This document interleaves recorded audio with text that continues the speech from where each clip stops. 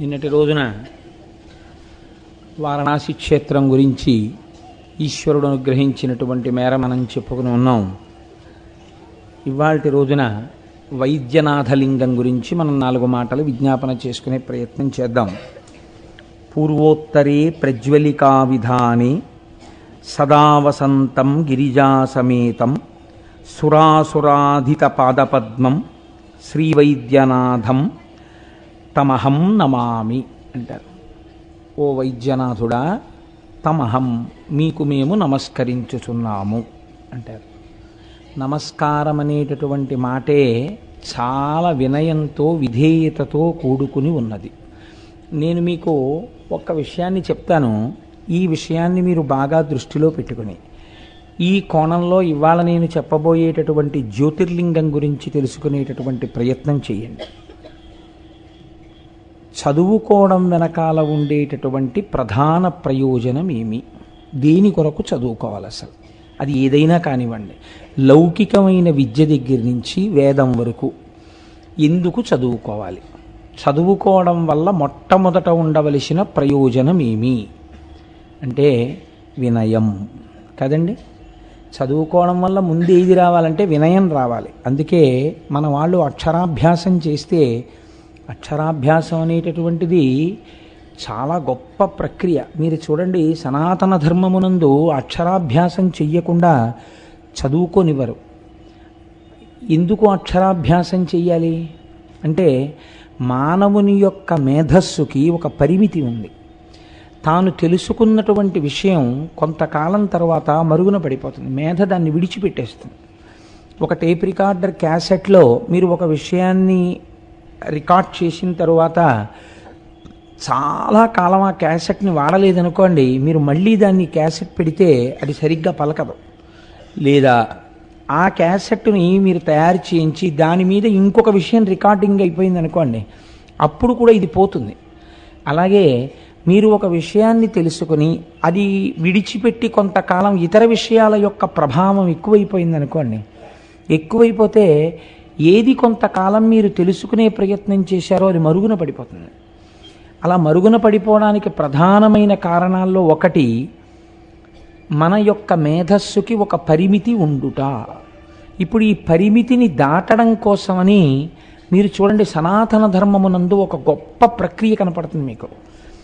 ఏది చెప్పినా వచనంలో తక్కువ చెప్తారు, శ్లోకాల్లో పద్యాల్లో ఎక్కువ చెప్తారు. ఎందుకు అలా చెప్తారో తెలుసా అండి? ఛందోబద్ధం చేశారు కవిత్వాన్ని. అలా చేస్తే మీరు ఏ విషయాన్నైనా సరే స్ఫురణలో పెట్టుకోవడం చాలా తేలికవుతుంది. ఒక శ్లోకం రూపంలో, ఒక పద్యం రూపంలో ప్రతిపాదిస్తారు విషయాన్ని. దాన్ని తర్వాత మీరు బాగా పెంచి చూసుకుంటారు. విషయాన్ని ధారణలో పెట్టుకోవడం తేలికవుతుంది. అంతా వచనంలో ఉందనుకోండి, పేజీలు పేజీలు, అదంతా లోపలికి వెళ్ళడం చాలా కష్టం. ముఖ్యమైన పద్యాలు 4 పద్యాలు మీకు వచ్చాయనుకోండి, సమగ్రముగా విషయమంతా మీకు ధారణ ఎందుంటుంది. దీని కొరకే సనాతన ధర్మమునందు విషయాన్ని శ్లోక రూపంలో, పద్య రూపంలో ప్రతిపాదించడం అనేటటువంటి ప్రక్రియ వచ్చింది. ఈ అక్షరముల చేత నిబద్ధం చెయ్యకపోతే జ్ఞానము వైపుకి అసలు ఆభిముఖ్యం ఉండదు, తను తెలుసుకునేటటువంటి అవకాశం ఉండదు. గురువుగారు చెప్తే అర్థమవుతుంటుంది వేరే, మళ్ళీ వెళ్ళి ఎప్పుడైనా ఒక విషయాన్ని చూద్దామంటే ఇంకా మీకు కుదరదు. కాబట్టి ఇప్పుడు సరస్వతి ప్రవాహము ఏ రూపంలో ఉంది? మీరు ఒక చంద్రశేఖర పరమాచార్య స్వామి వారి యొక్క అనుగ్రహ భాషణాన్ని చదువుకుంటున్నారనుకోండి, మీరు బాగా గుర్తుపెట్టుకోండి, అప్పుడు మీరు చదువుతున్నారని అనుకోకూడదు. చంద్రశేఖర పరమాచార్య స్వామి వారు మీ దగ్గర కూర్చుని చెప్తున్నారనుకోవాలి. అప్పుడు మీరు ఎలా చదవాలి? పరమాచార్య స్వామి మీ దగ్గర కూర్చుని మీతో మాట్లాడుతున్నారు, పరమాచార్యుల వారు మీ పక్కనే కూర్చుని మాట్లాడుతుంటే మీరు కాళ్ళకి బూట్లు వేసుకొని కూర్చోకూడదు కదా. కాబట్టి మీరు విప్పేయాలి.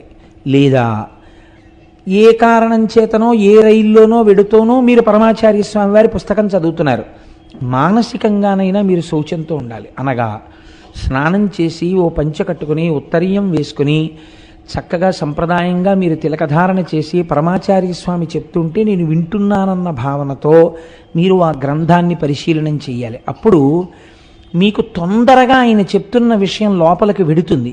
దీనికి కారణం ఏమిటి? వినయం. అవతల వారి యందు మీకు కలిగినటువంటి వినయము మిమ్ము ఉద్ధరిస్తుంది. అయితే మీరు ఒక్కటి చూడండి, మనకున్నటువంటి పెద్ద ఇబ్బంది ఎక్కడంటే ఈ వినయం ఉండదు. ఏదో కారణాన్ని వెతుక్కుని వినయంగా ఉండడం చాలా కష్టం. తనకి లేనిది ఏదో ఒకటి ఉంటుంది, ఆ లేని చూసుకుని నేను ఎంతటి వాణ్ణి అని వినయంగా ఉండే ప్రయత్నం చెయ్యడు. ఏదో ఒక చిన్న కారణాన్ని వెతుక్కుని నేను ఎంత గొప్పవాణ్ణి అనుకోవడానికి అవకాశం తీసుకుంటాడు. నా అంత గొప్పవాడు ఎక్కడున్నాడు అంటాడు. ఇది అహంకారానికి దారితీస్తుంది. ప్రయత్నపూర్వకంగా మీరు వినయం వైపుకి నడవకపోతే తనంత తాను పట్టుకునే అహంకారం మిమ్మల్ని నాశనం చేస్తుంది. దీనికి ప్రథమ సోపానం ఎక్కడ? గురువుగారి దగ్గర తల వంచి నమస్కారం చేయడంలో ఉంది. అందుకనే మన వాళ్ళు ఏం చేశారంటే అక్షరాభ్యాసము అంటే సరస్వతీ కటాక్షమే. ఏది నశించనిదో, ఏది సత్యమో, ఏది బ్రహ్మమో దాని ముందు నువ్వు అసలు ముందు తల వంచడం నీకు చేత కావాలి, నీకు ఆ వినయం చేత కావాలి. కాబట్టి నీకు అలా వినయాన్ని ఇవ్వగలిగినటువంటి ఆ గురువు యొక్క సమక్షంలో కూర్చొని ఆయన దిద్దితే అక్షరాలు దిద్దు అని అక్షరాభ్యాసాన్ని కూడా అంత గొప్ప క్రతువుగా మన వాళ్ళు స్వీకరించారు. మన వాళ్ళు ఏది చేసినా దాని చిట్ట చివరి ప్రయోజనము పరబ్రహ్మమును చేరుటయే. పరబ్రహ్మమును చేరుట తప్ప అన్యమైనటువంటి ప్రయోజనం మనకి లేదు.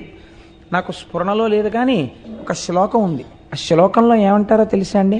నిన్ను సంగీతం ఎవరు నేర్చుకోమన్నారని అడిగారు. నేను తెల్లబోయాను ఆ శ్లోకం చదివి. నీకు సంగీతం నేర్చుకోవాల్సిన అవసరం ఏంటి? నువ్వు వీణ తీసి పట్టుకుని ఆ వీణ తీగలు మీటుతుండగా వస్తున్నటువంటి ధ్వనుల యందు నీ మనస్సుని లయం చేయగలిగితే వీణ తీగల ధ్వని చేత నీవు ఈశ్వరునే చేరుతున్నావు నాదోపాసన చేత. మన వాళ్ళు వీణ పట్టుకుంటే ఈశ్వరుణ్ణి చేరడానికి మార్గంగా స్వీకరించారు తప్ప ఈ సనాతన ధర్మమునందు కేవల సుఖము కొరకు ఈశ్వరార్చన అన్నది హేయమైన విషయం. ఈశ్వరుడు అలా చెయ్యొద్దని చెప్పలేదు. ఆర్తి జిజ్ఞాసురర్థార్థి అన్నాడు ఆయన. కానీ అదే వ్యాపకం కాకూడదు, ఇంకెప్పుడూ కోరికలతో సతమతం అవడం కాకూడదు. ఇది వైద్యనాథలింగము అంటే. మనకి శివుడికి ఒక నామం ఉంది అభిషేకంలో, ప్రథమో దైవ్యోభిషక్ అంటాం. ఈశ్వర మీరు మొట్టమొదటి వైద్యులు ఈ లోకమునకు. వైద్యుడు సాధారణంగా ఏం చేస్తారంటే శరీరము నాది నాది అని చెప్పినటువంటి ఈ శరీరంలో మీకే తెలియకుండా ప్రవేశించినటువంటి రుగ్మతని తాను తొలగిస్తాడు. నేను నిన్నటి రోజున ఒక ఈఎన్టీ హాస్పిటల్లో కొత్త బిల్డింగ్లోకి షిఫ్ట్ అయింది. పావని క్లినిక్. డాక్టర్ జిఎస్ఎన్ మూర్తి గారు బహు ఉదారులు, ఈశ్వర స్వరూపులు. వారు ఆహ్వానిస్తే కాదనలేక నేను ఇక్కడ ప్రసంగం అయిన తర్వాత నేను వెళ్తే వారు నాకు ఒక ఆపరేటస్ చూపించారు. ఇందుకు కదా మిమ్మల్ని ఈశ్వర శబ్దంతో పిలిచింది శాస్త్రము అన్నాను నేను. ఆయన నాకు ఒక ఆపరేటస్ చూపించి అన్నారు, కోటేశ్వరరావు గారు సాధారణంగా 3 సంవత్సరముల వయస్సు దాటిపోతే పిల్లవాడికి మాటలు సరిగా పలకనప్పుడు వీడు మూగివాడిగా ఉన్నాడని, వీడు పిలిచినటువంటి పలుకుకి ప్రతిస్పందించట్లేదని పెద్దలు తెలుసుకుంటారు. కానీ 3 సంవత్సరముల వయస్సు దాటిపోయిన తరువాత ఇంకా వైద్యశాస్త్రానికి ఆ రుగ్మత లొంగదు. 3 సంవత్సరముల లోపల తెలుసుకోగలిగితే మాత్రం మూగివాడిగా పుట్టినవాణ్ణి, చెవిటివాడిగా పుట్టినవాణ్ణి కూడా మాట వచ్చేవాడిగా, వినకిడి శక్తి కలిగిన వాడిగా చెయ్యడానికి శాస్త్రమునందు ప్రత్యేకమైన పద్ధతి ఉందండి. ఈ మధ్య ఒక పిల్లవాడు నా దగ్గరికి వస్తే నేను టెస్ట్ చేసి ఈ పిల్లవాడికి మాటలు రావు, ఈ పిల్లవాడికి చెవుడు అని తెలుసుకున్నాను. అప్పుడు వాడు చెప్పలేడు, మాట్లాడలేడు. మాట్లాడలేని వాడి యందు మాటలేనితనం ఉందని తెలుసుకోవాలి. ఇది ఈశ్వర ప్రజ్ఞ. తెలుసుకుని అథవా ఎంత తక్కువ ఖర్చు పెట్టించే ప్రయత్నం చేసినా 4 లక్షలైందండి. కానీ ఇప్పుడు ఆ పిల్లవాడు గడగడగడగడ మాట్లాడుతూ అన్నీ వింటుంటే వాడు నా దగ్గరికి వచ్చినప్పుడు నేను నేర్చుకున్న విద్య సార్థకత పొందిందని నా కన్నుల నీరొస్తుంది అన్నారు ఆయన. చూడండి, ప్రథమో దైవ్యోభిషక్ ఎంత గొప్ప మాట. అందుకంది శాస్త్రం ఆయన మొదటి వైద్యుడు. ఇది శరీరమునందు ఉన్నటువంటి రుగ్మతను తొలగించగలుగుట. రెండవది ఒకటి ఉంది, అది మనకి భవరోగం అని ఒక రోగం ఉంది. అంటే ఈ రోగం ఉందంటే అందరూ అంగీకరించడానికి ఇష్టపడకపోవచ్చు, మీరు ప్రాజ్ఞులు కనుక అంగీకరించవచ్చు. భవరోగం అంటే సంసారంలో పడి కొట్టుకుంటూ ఉండడం ఎప్పుడు. ఈ భవరోగానికి ప్రధాన కారణం అహంకారమే. ఈ భవరోగంలో పడి కొట్టుకునేటటువంటి వాణ్ణి పైకెత్తి తన పాదముల దగ్గరికి చేర్చుకుంటాడు. కాబట్టి కూడా ఆయన వైద్యనాథుడి. 2 కారణముల చేత వైద్యనాథలింగము అని దాన్ని పిలుస్తారు. వైద్యులకు నాథుడైన వాడు, లేదా వైద్యనాథుడు, వైద్యుల యందు పెద్ద వైద్యుడు. ఈ కారణం చేత ఇప్పుడు మీరు ఈ జ్యోతిర్లింగం రావలసినటువంటి అవసరం ఏమిటో, ఏ నేపథ్యంలో ఇది వచ్చిందో మీరు తెలుసుకునేటటువంటి ప్రయత్నాన్ని చెయ్యండి. లంకానాయకుడైన రావణుడు కైలాసాచలాధీశ్వరున్ పంకేజాక్ష ముఖామరార్చిత పదాబ్జాతున్ శివున్ శంకరున్ బింకం బొప్ప భజింపనించి హిమభూభృద్వృక్ష షండోర్మియందు ఓంకార స్మరణంబు చేయుచు తపం ఉత్సాహి అయి సల్పుడున్. ఈ పద్యంలో అంటారు, ఒక్కొక్క పద్యంలో ఆవిష్కరించేస్తారండి విషయాన్నంతటిని. దాన్ని ఒడిసి పట్టడంలో జ్యోతిర్లింగం ఉంటుంది. జ్యోతి అంటే ప్రకాశం కదండి. అన్ని లింగాలు ఒక్క కారణానికి ఎందుకు వస్తాయి? ఆవిర్భావమునందు మీరు దాని వెనక రహస్యాన్ని పసిగట్టాలి. పసిగడితే ఆ జ్యోతి మీ యందు ప్రకాశించినట్లు అవుతుంది. లేనప్పుడు కేవలం దాన్ని మీరు కథ కింద విన్నారనుకోండి, దానివల్ల దోషం ఉందని కానీ తక్కువ ఫలితం వస్తుందని కానీ నేను అనను, కానీ అది మీ ఉపాసనా కార్యక్రమాన్ని పెంచుతుందని మాత్రం నేను అనలేను. కాబట్టి చూడండి, ఒకానొక సమయంలో లంకానాయకుడైన రావణుడు, లంకాపట్టణాన్ని పరిపాలించేటటువంటి రావణాసురుడు. రావణుడు అంటే సరిపోదా? లంకానాయకుడైన రావణుడు అన్న మాట ఎందుకు అనాలి? లంకానాయకుడైన రావణుడు అంటే లంకాపట్టణం ఎప్పుడూ కూడా దక్షిణ దిక్కునే ఉంటుంది కదండి. ఊరికి దక్షిణ దిక్కున ఏది ఉంటుంది? శ్మశానం ఉంటుంది. ఎప్పుడైనా మీరు చూడండి, బతికున్న కాలంలో ఏమీ తోచట్లేదు, అలా సినిమాకు పోదాం, అలా షికారుకు పోదాం, అలా వాళ్ళ ఇంటికి పోయి వాడిని బాడీ చేసేద్దాం అని చెప్పి తిరిగేవాడే తప్ప, ఏం తోచట్లేదు కాసేపు అలా శ్మశానానికి పోయిద్దాం రండి అని ఎవడైనా అంటాడేంటి? ఎవ్వరు అండవు, ఎవ్వరూ అనరు అలాగా. కానీ చిట్ట చివరి ప్రయాణం, ఈ జీవనయాత్రకు ముగింపు మాత్రం ఎక్కడికి వెళ్ళడంతో? అక్కడికి వెళ్ళడంతోనే పూర్తయిపోతుంది. కాబట్టి ఈ వచ్చిన శరీరములు, తిరుగాడుతున్న శరీరముల యొక్క ఆఖరి యాత్ర ఎక్కడికి వెడుతుంది? అక్కడికే వెడుతుంది. అంటే దక్షిణ దిక్కున ఏది ఉన్నది? శరీరములు కలిసిపోయేటటువంటి ప్రదేశం ఉన్నది. కాబట్టి శరీరమును చూసుకుని తాననుకున్నటువంటి వాడు ఎవడున్నాడో, ఏది నశించిపోతుందో, నశించిపోయేదానికి నాయకుడైన వాడు అనగా ఈ శరీరము నేను అనుకున్నవాడు. అంటే అన్యాపదేశంగా అజ్ఞానమునందున్నవాడు. అజ్ఞానమునందున్నవాడు అనడానికి ఆయన చదువుకోలేదా? అద్భుతంగా చదువుకున్నాడు, వేదం చదువుకున్నాడు, సంధ్యావందనం చేస్తాడు, త్రికాల సంధ్యావందనం, లింగార్చన చేస్తాడు.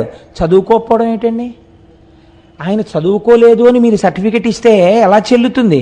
నేను చెప్తున్నాను, ఆయన త్రికాల సంధ్యావందనం చేశాడు, వేదం చదువుకున్నాడు, ఘన జటా చెప్పాడు, లింగార్చన చేస్తాడు. మరి ఈ చదువు కాదా? ఒక స్థాయి ఎందు కాదు. ఎందుకు కాదు మీరు తెలుసుకుంటే మీ ఉపాసనని దిద్దుతుంది ఇప్పుడు ఈ జ్యోతిర్లింగం.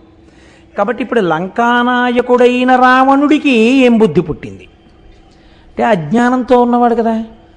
ఇప్పుడు అసలు ఈశ్వరుడి వైపుకి తిరిగితే ఆశ్చర్యంగా ఉంటుంది, కానీ ఆయన చేసేది ఈశ్వరోపాసన చేస్తూ ఉంటాడు. ఏం చేశాడు అంటే కైలాసాచలాధీశ్వరున్, కైలాసమునకు అధినేత అయినటువంటి శివుడు. కైలాసమన్న మాటని అమరకోశం వ్యాఖ్యానం చేసింది. ఎక్కడ పార్వతీ పరమేశ్వరుల యొక్క కేళీ విలాసముగా ఈ లోకముల యొక్క ఆవిర్భావమునకు నాందీవాచకము పడుతుందో, ఎక్కడ నటరాజ ప్రకృతి జరుగుతోందో, ఎక్కడ ఆయన సృష్టికర్తగా ఈ సృష్టి చేస్తున్నాడో, స్థితికర్తగా ఉన్నాడో, ప్రళయకర్తగా ఉన్నాడో, ఆ నటరాజతత్వం ఎదర మీరు విందురుగానే ఎలాగో. కాబట్టి అటువంటి పరబ్రహ్మమును తెలుసుకునే ప్రయత్నం చేస్తున్నాడు. ఇప్పుడు ఈ ఉన్న స్థాయిలో ఆ ఉన్న వస్తువుని కనుక్కోవడం కుదురుతుందా? మీరు చెప్పండి. 5వ క్లాస్ చదువుకున్న పిల్లవాడి దగ్గరికి మీరు పట్టుకెళ్ళి ఎంబీబీఎస్ ఎనాటమీ పుస్తకం పెట్టారనుకోండి, వాడు చదవగలడా? చదవలేడు. వాడు ఎలా చదువుతాడు? వాడికి కుదరదు. వాడు చదువుకున్న చదువు ఎనాటమీ చదవడానికి కుదరదు. వాడు ఎంసెట్ రాయాలి, మంచి ర్యాంక్ రావాలి, మెడిసిన్లో జాయిన్ అవ్వాలి, ప్రొఫెసర్ల దగ్గర కొంత నేర్చుకోవాలి, ఆ తర్వాత ఎనాటమీ పుస్తకాన్ని వాడు చదవగలుగుతాడు. శరీరము నేను అనే అహంకారంతో ఉన్నవాడికి కైలాసాచలాధీశుని యొక్క దర్శనం ఎలా దొరుకుతుంది? కాబట్టి దొరకదని మీరు నిర్ధారించవలసి ఉంటుంది ఇప్పుడు కదండి. కానీ ఆయన ఏం చేస్తున్నట్ట, ఆయన్ని పట్టుకోవడానికి బింకంబొప్ప భజించనించి చాలా బింకంతో కూడిన తపస్సు మొదలెట్టాడు. బింకం అంటే ఏమిటి ఇక్కడ? అంటే రజోగుణ ప్రకృతితో కూడినటువంటి తపస్సు, అంటే ఒక పట్టుదల అన్నమాట. ఈ పట్టుదల చాలా అనర్థహేతువుగా ఉంటుంది, పాడు చేసేదిగా ఉంటుంది, ఒక్కొక్కసారి అసహ్యం కూడా వేస్తుంటుంది. ఎందుకింత పట్టుదల అనిపిస్తుంది. మీరు మరోలా అనుకోకండి, నేను మీకు ఒక ఉదాహరణ చెప్తాను. నాకు ఫోన్ చేస్తూ ఉంటారు, రేపు మీ ఇంటికి వచ్చి మిమ్మల్ని కలవాలనుకుంటున్నాను, 1 గంట మాట్లాడాలి.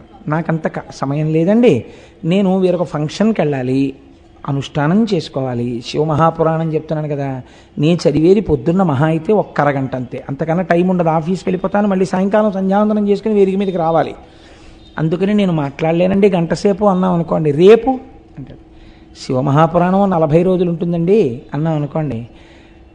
మీరు ఉపన్యాసం చెప్పొచ్చేసాక తెల్లవారకట 4 గంటలకి లేచిన వాడిని రాత్రి 11 గంటలకు అలసిపోనండి, పడుకోవాలి, అప్పుడు ఏం మాట్లాడగలను? మాట్లాడలేనండి, అప్పుడు కుదరదండి, అలసిపోయి ఉంటుంది, శరీరానికి అలసట ఉంటుంది కదా అన్నారు. మీరు అలా అంటే ఎలా కుదురుతుందండి?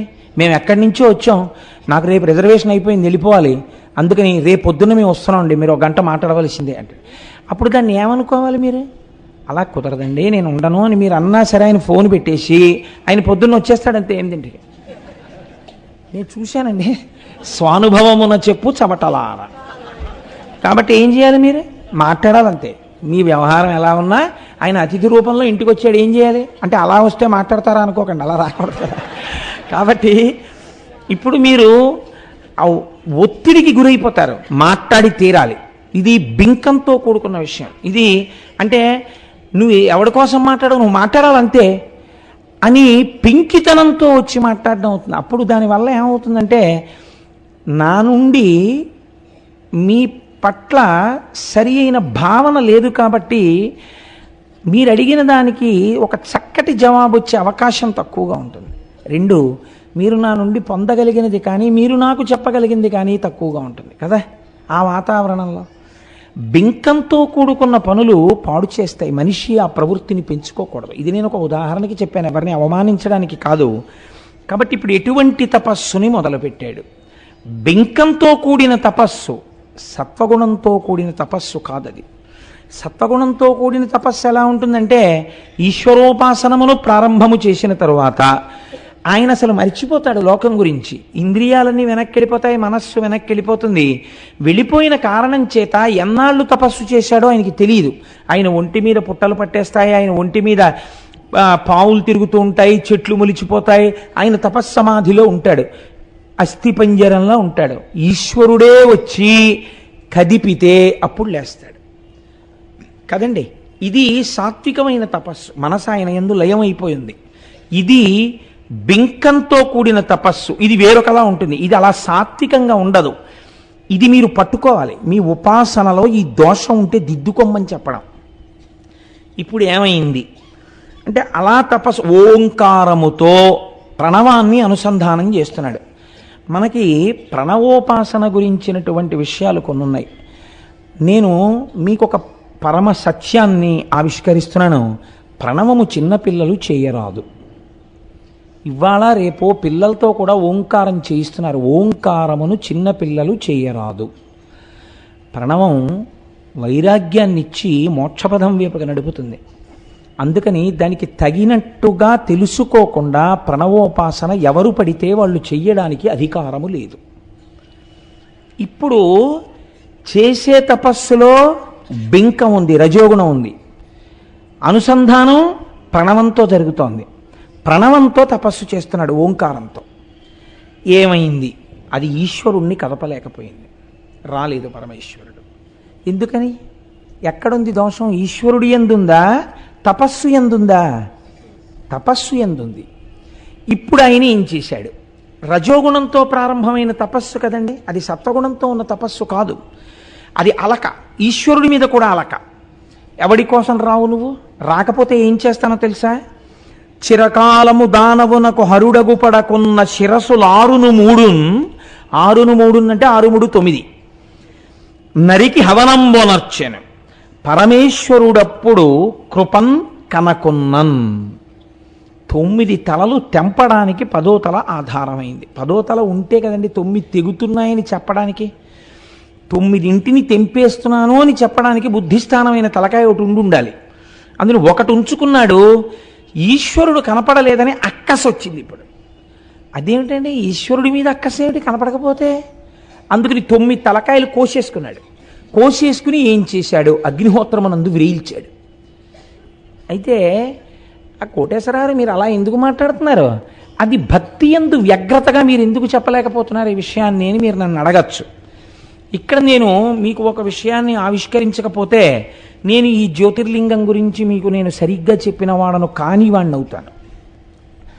ఈయన చదువుకోకపోతే ఈయనకి తపస్సు చేత ఈశ్వరుణ్ణి ప్రత్యక్షము చేసుకోవచ్చునన్న విషయం ఎలా తెలిసిందండి? అంటే చదువుకున్నాడు. భగవంతుడన్నవాడొకడున్నాడు, వాడి అనుగ్రహము చేత సాధింపరానిది లేదన్న విషయం ఆయనకి ఎరుకలో ఉంది.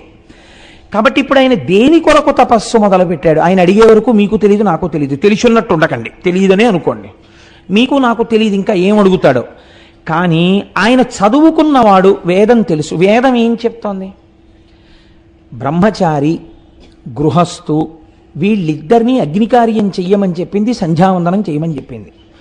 వీళ్ళిద్దరూ ఎందుకు సంధ్యావందనం చెయ్యాలి అంటే, బాహ్యమునందన్నారు ఏదో మందేహులు అన్న రాక్షసులు ఉంటారు, వాళ్ళు సూర్యోదయం కాకుండా అడ్డుపడుతుంటారు, నువ్వు అర్ఘ్యం ఇవ్వాలి, అర్ఘ్యం ఇస్తే ఈ అర్ఘ్యం ఇచ్చినటువంటి జలముల యొక్క పవిత్రత చేత వాళ్ళు పక్కకి తొలగుతారు, సూర్యోదయం జరుగుతుంది అన్నారు.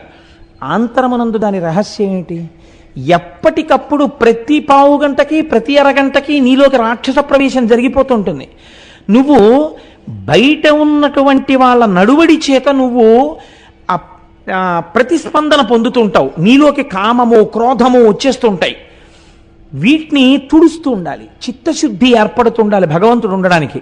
ఈ చిత్తశుద్ధిని ఏర్పరచుకోవడానికి నువ్వు ప్రశాంతంగా కూర్చుని, అందుకే పూర్వం ఆలయాలు కడితే సంధ్యావందన మంటపాలు ఉండేవి. సాయంకాలం గుళ్ళోకి వెళ్ళారనుకోండి మీరు, అది చాలా పెద్ద గుడి అనుకోండి, ముందు ఏం చేసేవారంటే కోనేట్లో స్నానం చేసి అక్కడికి వచ్చి కూర్చుని సంధ్యావందనం చేసుకుని ముందు తర్వాత దేవాలయంలోకి వెళ్ళేవారు. సంధ్యావందనం వదిలిపెట్టడానికి వీల్లేదు. కాబట్టి ఇప్పుడు సంధ్యావందనం ఎందుకు?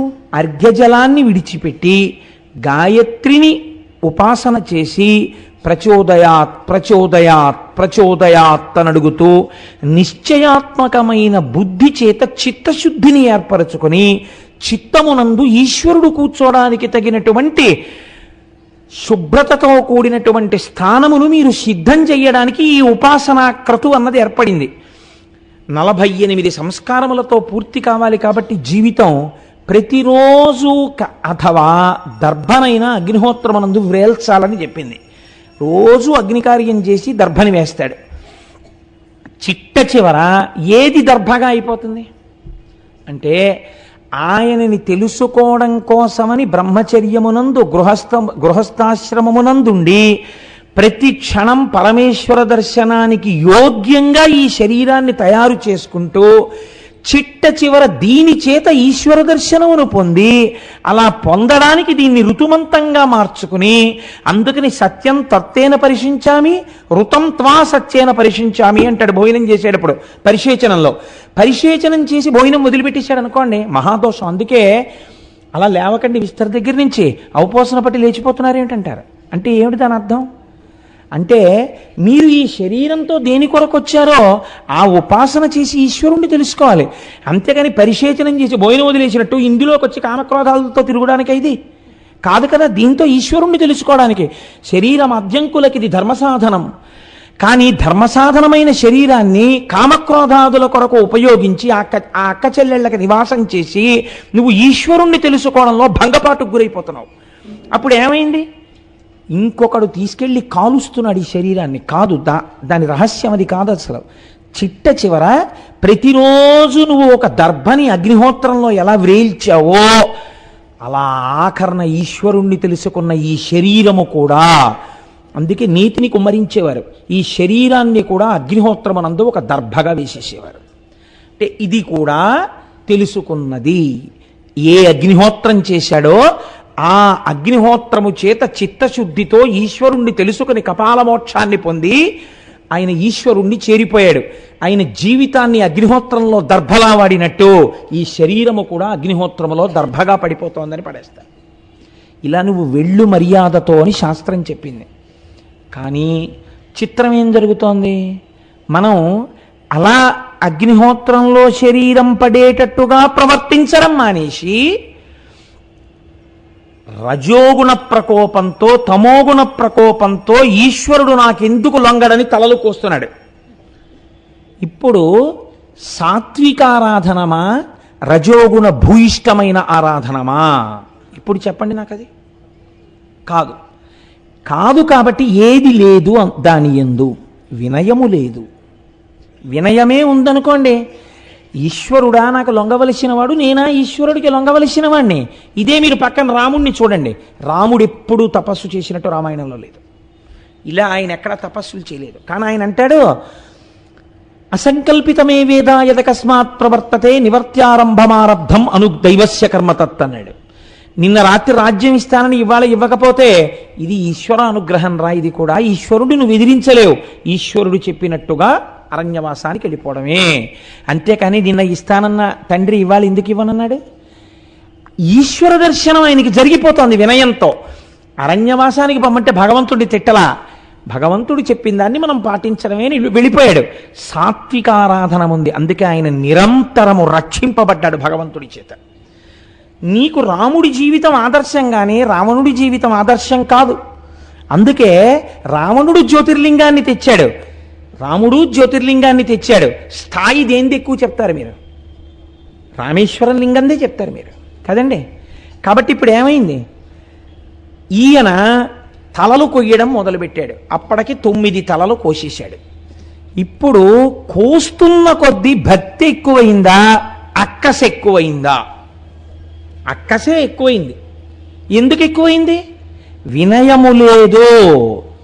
వినయము లేని చదువు దేశమును నాశనం చేస్తుంది. మనం చదువు కొంటున్నామేమో కానీ ఇవాళ చదువు కొనట్లేదు. అసలు విద్యార్థులకు వినయమును బోధించినటువంటి విద్యాలయములు ఈనాడు లేవు.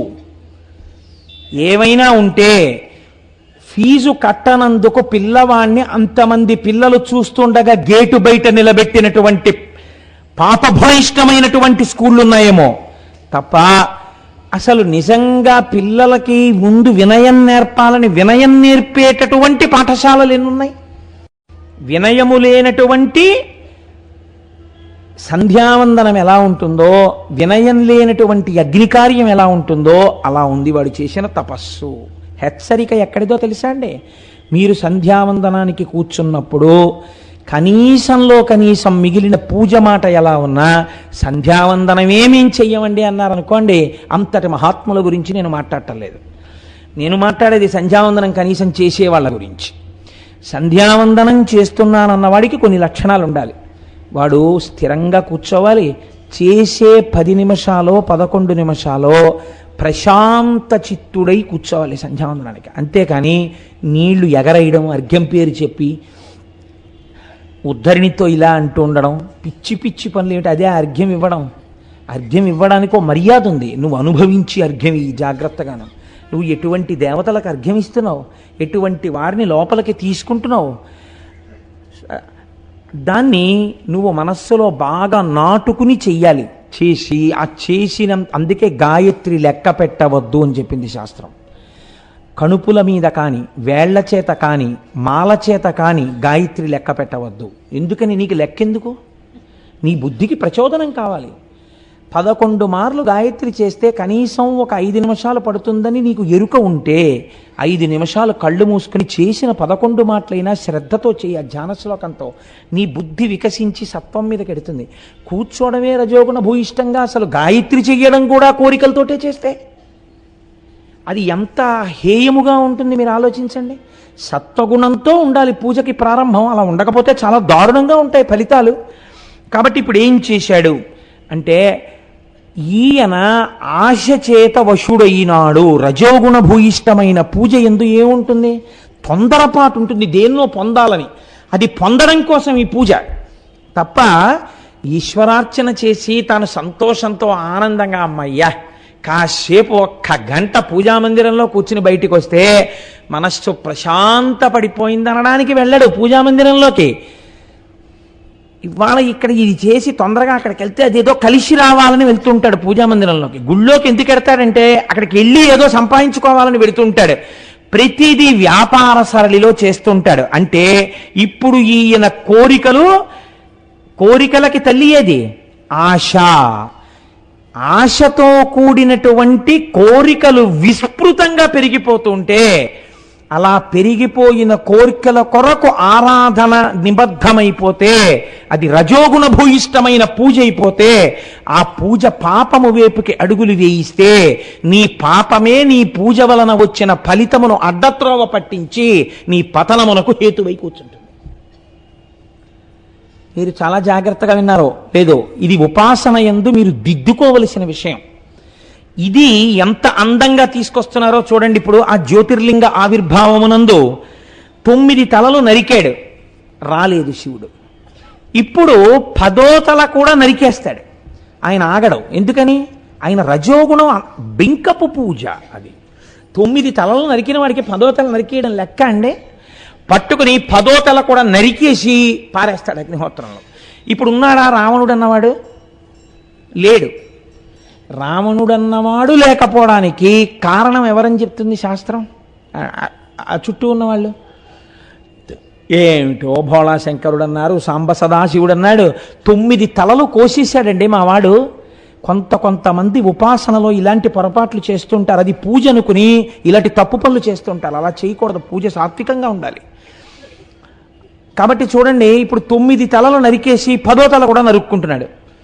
ఇప్పుడు ఈశ్వరుడు ఎటువంటి వాడు? సర్వజ్ఞుడు. వీడినడ్డు పెట్టే లోకానికి ఇటువంటి పూజలు ఎంత ప్రమాదకరమో నేను తెలియచెప్పాలి. కాబట్టి ఇప్పుడు వాడిని ఏ పని చేయడం వరకు ఆయన చూస్తున్నాడు? 10వ తల కూడా తెంపుకోవడం వరకు చూస్తాడు, తెగనివ్వడు. ఈ తుంచుకునే తలకాయలు, ముక్కులు కోసుకోవడాలు, చెవులు కోసుకోవడాలు, ఇలాంటివి ఎంత పిచ్చ పనిలో ఉపాసనలో చూడండి ఎంత దగ్గరికి ఎడుతోందో అది. అంతం తక్కిన మస్తకంబునసితోనంతంబునుందింప, మిగిలిపోయిన ఒక్క తలకాయని కూడా కోసేయడం కోసమని కత్తి పైకెత్తి ఆ కంఠం మీద వేస్తున్నాడు. నిశ్చింతంబూన శివుండు దారసిలె వచ్చెన్. ఇక రాడు భగవంతుడు. అంటే ఏంటి? తను పిలిస్తే వచ్చేయాలి. అంతేకాని ఆయన వచ్చే వరకు నా ఉపాసనలో దోషం ఉంది, నేను తప్పించాలంట లేదు. ఆయన రాలేదు, తెంపేస్తాను తలకాయ. ఇప్పుడు శంకరుడు వచ్చాడు. ఇప్పుడు వచ్చింది ఎలా ఉంటుందంటే వద్దంటే వచ్చినట్టు ఉంటుంది కదా. కాబట్టి నిశ్చింతంబూన శివుండు దారసిల వచ్చెన్ పూర్వభంగిన్ తలం సంతోషంబున శంకరుండడుగు మిచ్చన్ కూర్తునాన్. ఆయన ఎప్పుడైతే వచ్చి ఎదురుగుండా నిలబడ్డాడో మళ్ళీ 10 తలకాయలు మొలిచి. వాడిని అలా ఉంచడం కదా ఆయనకి కావలసింది. 10 తలకాయలున్నా బుర్రకాయ లేనివాడు, అసలు బుర్రకాయ లేదు వీడికి. ఇది ఆయన చెప్పవలసింది. కాబట్టి 10 తలకాయలు మొలిపించాడు. ఎందుకు? ఆ పనికి మేలిన తలకాయలు కాబట్టి 10 తలకాయలు మొలిచాయి. మొలిచిన తర్వాత ఆయన అన్నాడు, ఏమిటి కావాలి నీకు? ఎందుకు చేశావు ఇంత ఘోరమైన తపస్సు? దైత్యుడత్యంతంబున్ బలమిచ్చి 7 గడవై అస్మత్పురించేరుమా. వాడు 2 కోరికలు కోరాడు. అత్యంతం బలమిచ్చి, నాకు విపరీతమైన బలం కావాలి. దేనికి ఉంటుంది బలం? శరీరానికి ఉంటుంది. జవం దేనికి ఉంటుంది? మనస్సుకు ఉంటుంది. మనోజవం మరుతతుల్య వేగం అని స్వామి హనుమని చెప్తాం. వాడిప్పుడు తన ఉపాసన యందు దోషం చూసుకోవట్లేదు. ఈశ్వరుణ్ణి రప్పించానా లేదా? ఇంకో ఆకు తొడిగింది ఈ రజోగుణ భూయిష్టమైన ఉపాసన. అందులోంచి ఇంకో వెర్రి కోరిక పుట్టింది. ఏమిటో తెలుసా అండి? నాకు విపరీతమైన బలం కావాలి. ఎందుకు ఆ బలం? ఏం చేస్తావు శరీర బలంతో? అంటే అందరినీ ఓడిస్తాను. ఓడిచ్చి ఏం చేస్తావు? అన్ని భోగాలు అనుభవిస్తాను. నన్ను ఎవడో అనేవాడు లేడుగా. అందుకని నా కంటికి ఏది నచ్చితే దాన్ని ఎత్తుకొచ్చి నాదిగా అనుభవిస్తాను. అంటే ఇప్పుడు ఇలా మొదలైన పూజ ఎంత భ్రష్టత్వం వైపుకు వెళ్ళడానికి బీజాలు వేస్తోందో చూడండి. కాబట్టి ఉపాసన అన్నది ఎంత సాత్వికంగా ఉండాలో మీరు ఆలోచించండి. కాబట్టి ఇప్పుడు ఏం చేశాడు? నాకు విపరీతమైనటువంటి బలం కావాలి. పోను ఊరుకున్నాడా? అడగమన్నావుగా, ఇక్కడేం చేస్తావు, నువ్వు పద లంకలోకి రా అన్నాడు. వచ్చి శంకరుణ్ణి లంకలో కూర్చోమన్నాడు. అక్కడ కూర్చుంటే అస్తమానం వచ్చి ఇలా తపస్సు చేస్తానేంటి, అక్కడ కూర్చుంటే అక్కడే పూజ చేస్తుంటాను నేను. నాకేమైనా కావాలనిపించింది అనుకో, మళ్ళీ నిన్ను అడుగుతూ ఉంటాను, ఇద్దుగాని. ఇది వాడి ఉద్దేశం. గుండి మింగేవాడు ఓడుంటే గుళ్ళో లింగాన్ని మింగేవాడు ఓడుంటాడంటారు చూసారా? వీడి అతి తెలివితేటలు, వీడి బుద్ధి వ్యగ్రత, వీడి రజోగుణ సంపర్కం ఎలా ఉంటాయో చూడండి. శివుడు నిజంగా ఇలాంటి వాళ్ళని చూసి ఏమనాలండి? లోకంలో ఉపాసన ఉపాసన ఉపాసన అని పేరు చెప్పి ఇలాంటి వెర్రితలలతో పూజలు చేసే వాళ్ళని నేను ఇంతమందిని చూశాను అందామంటే నాకు గట్టిగా పట్టుకోవడానికి వెంట్రుకలు లేవు. వచ్చిన బాధ అంటే నాకు ఈ స్వానుభవం ఎందుకు వస్తుందో తెలుసా అండి? అస్తమానం ఎవరోళ్ళు వస్తుండడం, వాళ్ళ ఆరాధన విధానాల గురించి, వాళ్ళ కోరికల గురించి, వాళ్ళ వ్యగ్రతతో కూడిన పూజల గురించి చెప్తుంటే నారాయణ వీళ్ళకి అసలు ఇలాంటి ఆలోచనలు ఎందుకు వస్తాయిరా అనిపిస్తుంటుంది. అంత విచిత్రంగా ఉంటుంది లోకంలో. అసలు ఈ ఉపాసన అన్నది ఇందుకొరకా వచ్చింది, ఇలా చెయ్యొచ్చా అన్న ఆలోచన కూడా ఉండదు చాలామందికి. సరే, అవన్నీ సభాముఖంగా నేను చెప్తే వీడికి ఇదే పనిలా ఉంది, వీడికి విన్నవన్నీ ఇలా చెప్తుంటే అలా సభలో అనుకుంటారు. అందుకని అక్కడికి వదిలేయండి. కాబట్టి ఇప్పుడు నువ్వు లంకా పట్టణానికి వచ్చేయి అన్నాడు. అంటే ఆయన అన్నాడు, ఇదేమిటి రోయ్, ఏదో ఒంటికి బలం ఇమ్మన్నాడు, బాగానే ఉంది, ఏదో ఇచ్చేస్తాను. నన్నే వచ్చేయమంటున్నాడు లంకా పట్టణానికి. అసలు కడుపు మంటతో ఉన్నాడు ఆయన. ఈ దిక్కుమాలిన ఉపాసన నువ్వునని, నువ్వు లంకకు వచ్చేనా వెనకాలన్నాడు. ఎంత తేలిగ్గా ఉన్నాడో చూడండి వాడికి భగవంతుడు. రజోగుణం కదండి. ఇప్పుడు ఆయన ఉద్దేశం ఏంటి?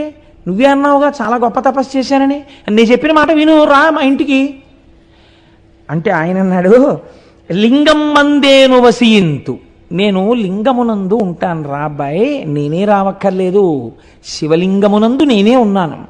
కాబట్టి లీలమెరయన్, నేను అందులోనే ఉంటాను. తెలివితో చేర్పు పురికని, నువ్వు దీన్ని నీ పట్టణానికి తీసుకెళ్ళు, కానీ తెలివి ఉండాలన్నాడు. ఒంటికి బలం ఉంది కానీ మనస్సుకి తెలివేది వాడికి. అదే ఉంటే సత్వగుణంతో ఉంటాడుగా. శివలింగాన్ని శివుండి తీసుకెళ్ళలేకపోయిన వాడిని ఆయనే ఇదైనప్పుడు ఇది మాత్రం ఎలా వస్తుంది లంకకి? నేను తీసుకెళ్ళగలగని వాడినా? ఆయన రావాలా, నేను తీసుకెళ్ళాలా? ఈ బుర్రవాడికి ఉంటే అయితే పట్టుకుపోతానని శివలింగాన్ని పెట్టులో పెట్టేసి ఎందుకు వెళ్ళిపోతాడు?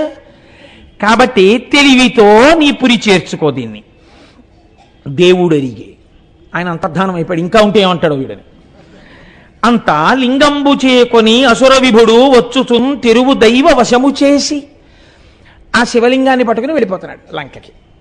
అంటే ఉత్తరక్షణం ఒంటికి బలం వచ్చింది, ప్రవృత్తిలో ఏమైనా మార్పు వచ్చిందా? ఏమీ లేదు. మీరు గమనిస్తున్నారు కదా.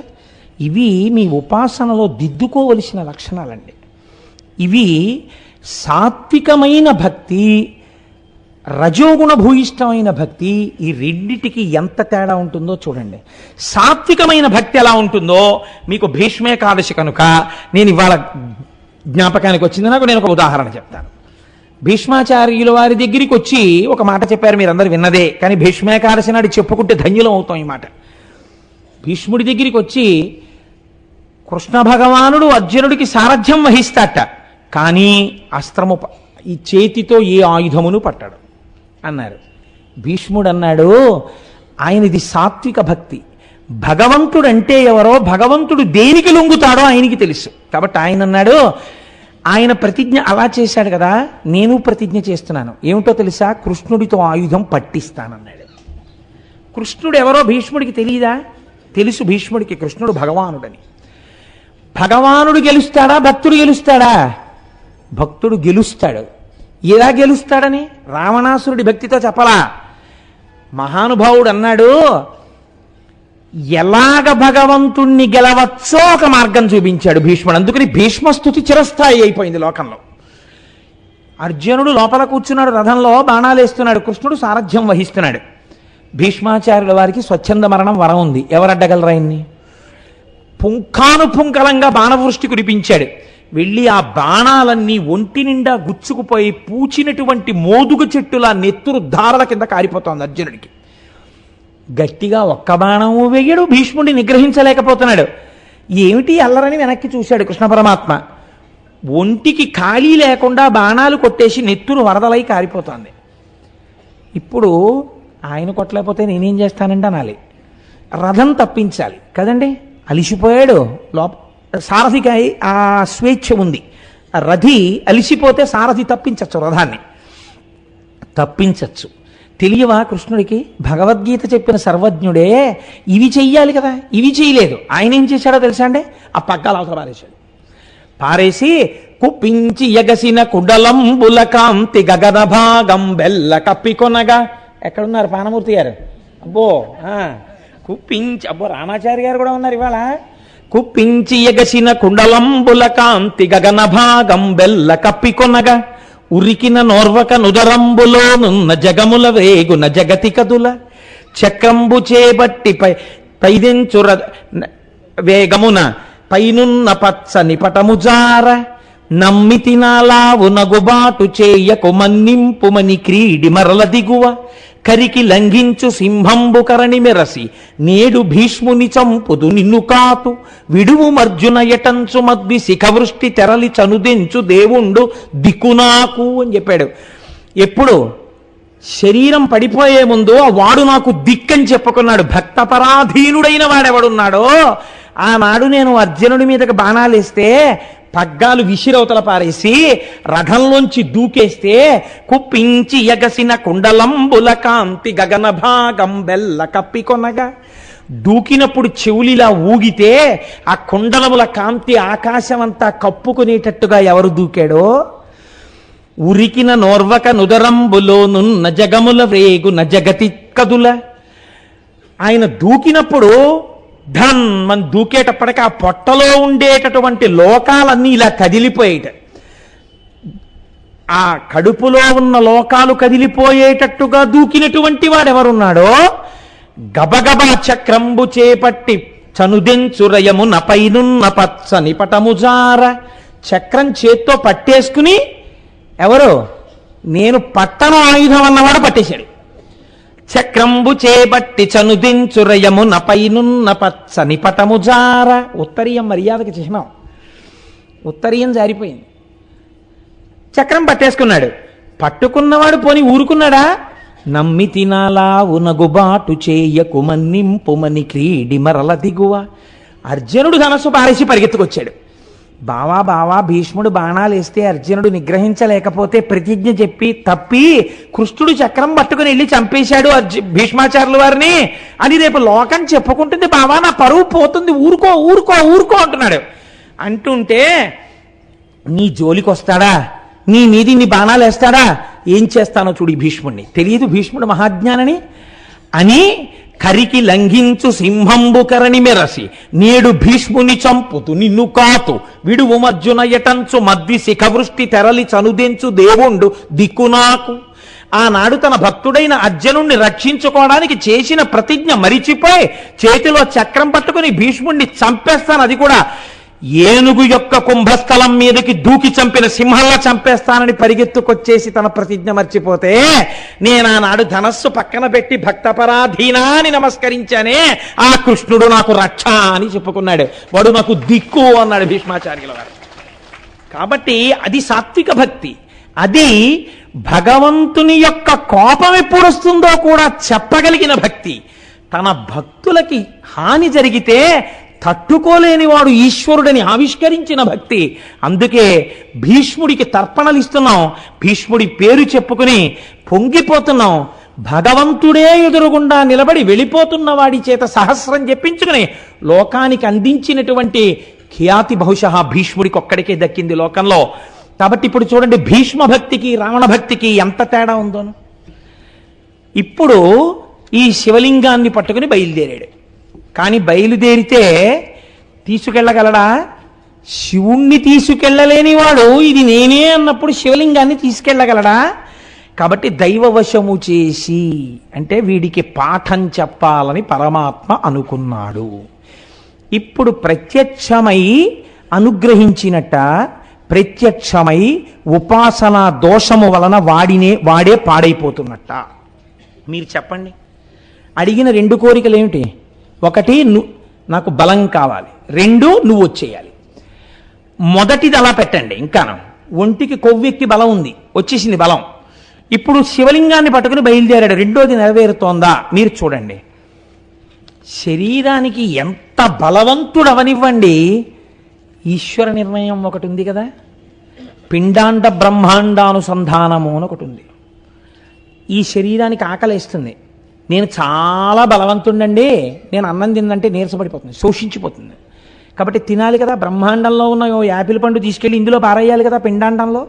మళ్ళీ పిండాండంలో మిగిలిపోయిన శేషాన్ని ఎవరు పుచ్చుకుంటారు? బ్రహ్మాండం పుచ్చుకోవాలి.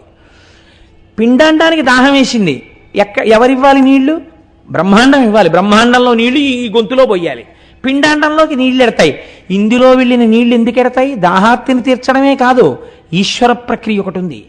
దీనిలో మలినాలు పట్టుకుని ఆ నీళ్లు బయటికి రావాలి. ఎక్కడ విడిచిపెట్టాలి? బ్రహ్మాండంలో విడిచిపెట్టాలి. ఇది ఈశ్వరుడు.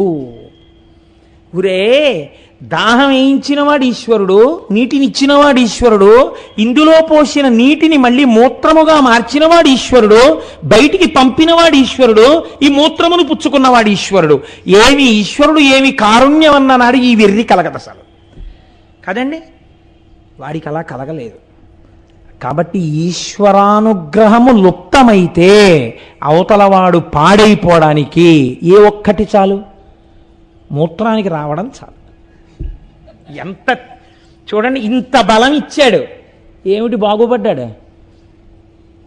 మూత్ర విసర్జన చెయ్యవలసిన అవసరం రావణాసురుణ్ణి పాడు చేసేసింది. మీరు చాలా జాగ్రత్తగా పట్టుకోవాలి జ్యోతిర్లింగాన్ని. చూసారా, దేనికి అహంకారం, ఎందుక బింకం, దేనికోసం నువ్వు అల్లరి? అదే నాకు ఈశ్వరుడు తప్ప వేరొకడు లేడన్నవాడి కోసం ఈశ్వరుడు లొంగిపోయాడు. నందనారేం చదువుకున్నాడు? నందనారేం తపస్సు చేశాడు? పాలేరు నందనార్. అటువంటి వాడు తిరుప్పంగూరు వెళ్ళాడు. తిరుప్పంగూరు వెడితే కొంతమందికి ఆ రోజుల్లో నందీశ్వరుడి దగ్గర నుంచే దర్శనం. శివలింగం కనపడలేదు. కనపడకపోతే శివుణ్ణి ప్రార్థించాడు, నాకు నందీశ్వరుడు అడ్డొస్తున్నాడు, ఈశ్వరా నువ్వు నాకు దర్శనం అవ్వట్లేదు అని ఆయనకి చెప్పుకుని ఏడ్చాడు. శంకరుడు అన్నాడు, నా భక్తుడు నంది దగ్గర నించుని నన్ను చూడాలనుకుంటున్నాడు, నందీశ్వరా నువ్వు తప్పుకో అన్నాడు. ఆనాడు తప్పుకున్న నంది ఈనాటి వరకు అలాగే ఉంది. తిరుప్పంగూరులో నంది పక్కకి తప్పుకుంది. నందుడు నందనార్ దర్శనం చేశాడు. భక్తికి ఈశ్వరుడు లొంగిపోయి నందిని పక్కకి పెట్టాడు.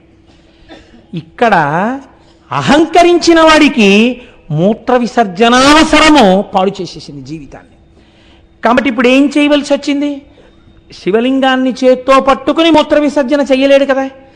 కాబట్టి మూత్రోత్సర్జనమునకై యాత్రంబుననొక్క వల్లవాంజలినిడ తన్మాత్రాభరమోపక చితాక్షేత్రంబున అతడుంచె శివలింగంబున్.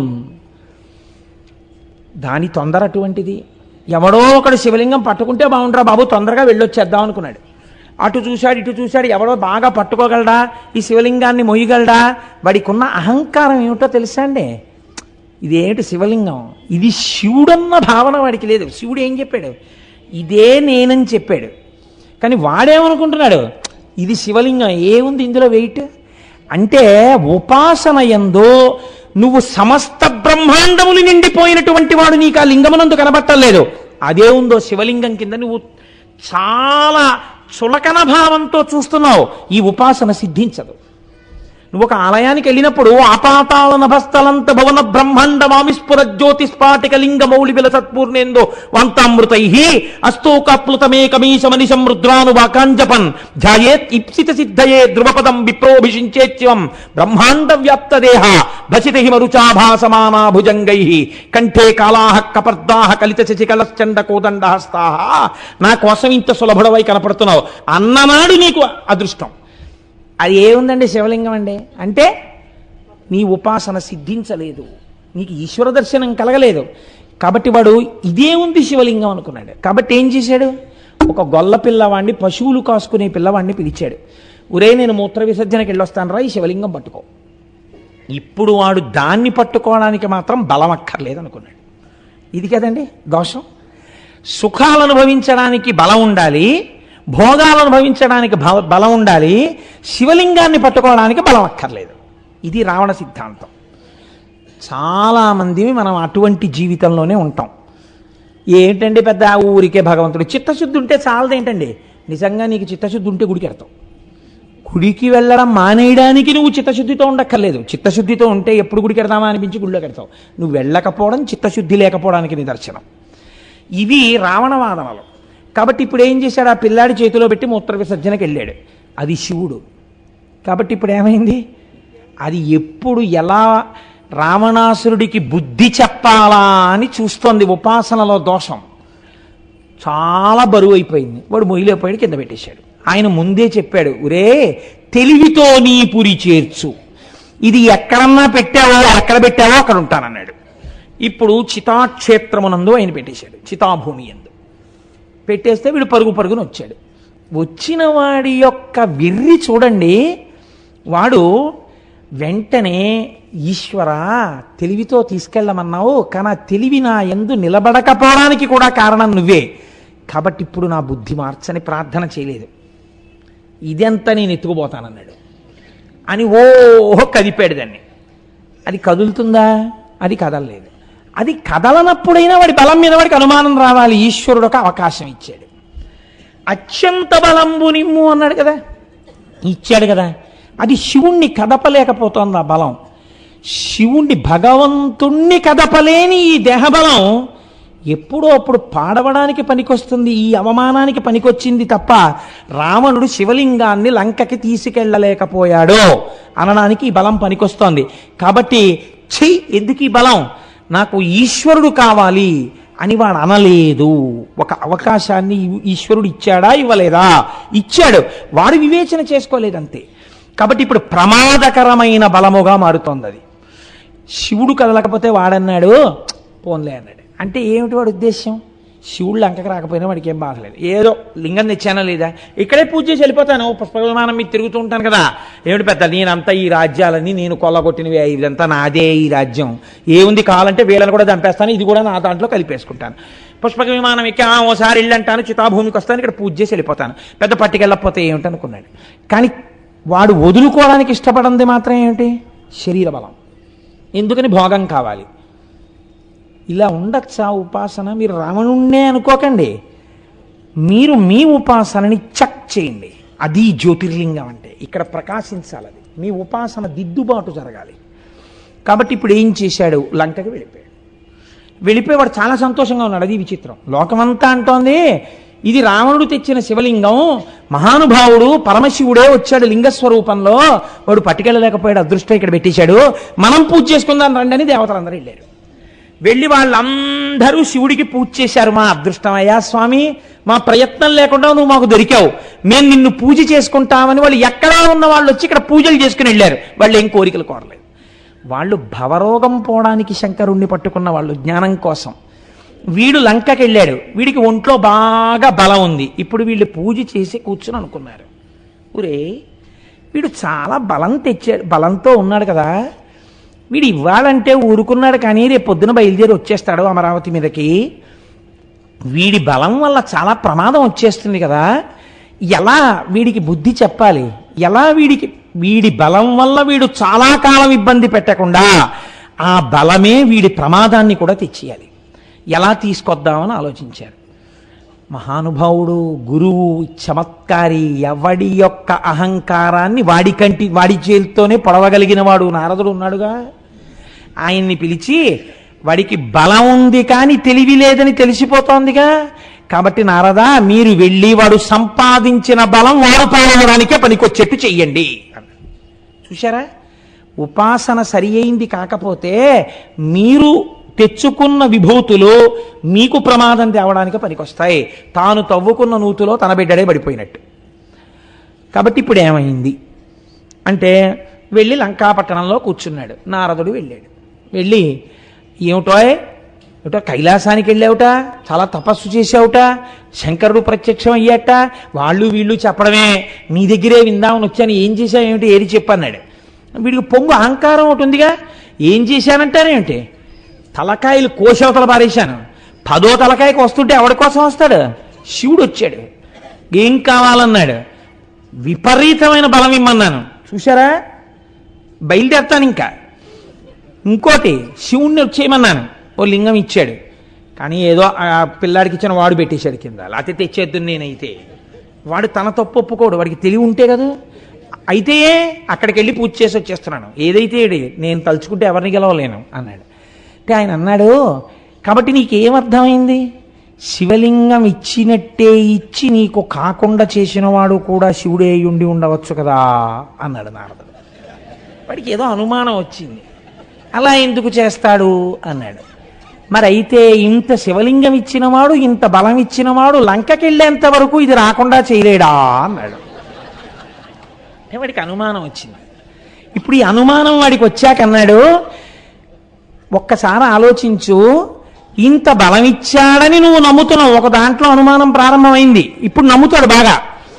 ఇప్పుడు బలం ఉందనుకుని నువ్వు వెళ్ళిన తర్వాత బలాన్ని ఆయన ఇచ్చుండపోతే నీ బతుకేమవుతుంది? బలం ఇచ్చాడో లేదో చూడ్డానికి ఇంకోడి మీదకి వెళ్లే ముందు ఆ కైలాసానికి వెళ్ళి అది కదిపేసి చూడు, కదపగలిగితే శంకరుడే కదిలిపోతే నీకు బాగా బలం ఉన్నట్టు, అప్పుడు ఇతరుల మీదకి వెళ్ళి అన్నాడు. ఇదేదో బాగుంది, అక్కడికే పోతానన్నాడు. ఎంత బుద్ధి లోపల ఉండవలసినటువంటి బలం ఉంటే వాడు గెలుస్తాడు. అందుకే మనకి 1కి 1000 మార్లు నమః నమః నమః నమః అని పూజ చేయిస్తారు. నాది కాదు, నాది కాదు, నాది కాదు, నాది కాదు అని అహంకారాన్ని విరగ్గొడతారు.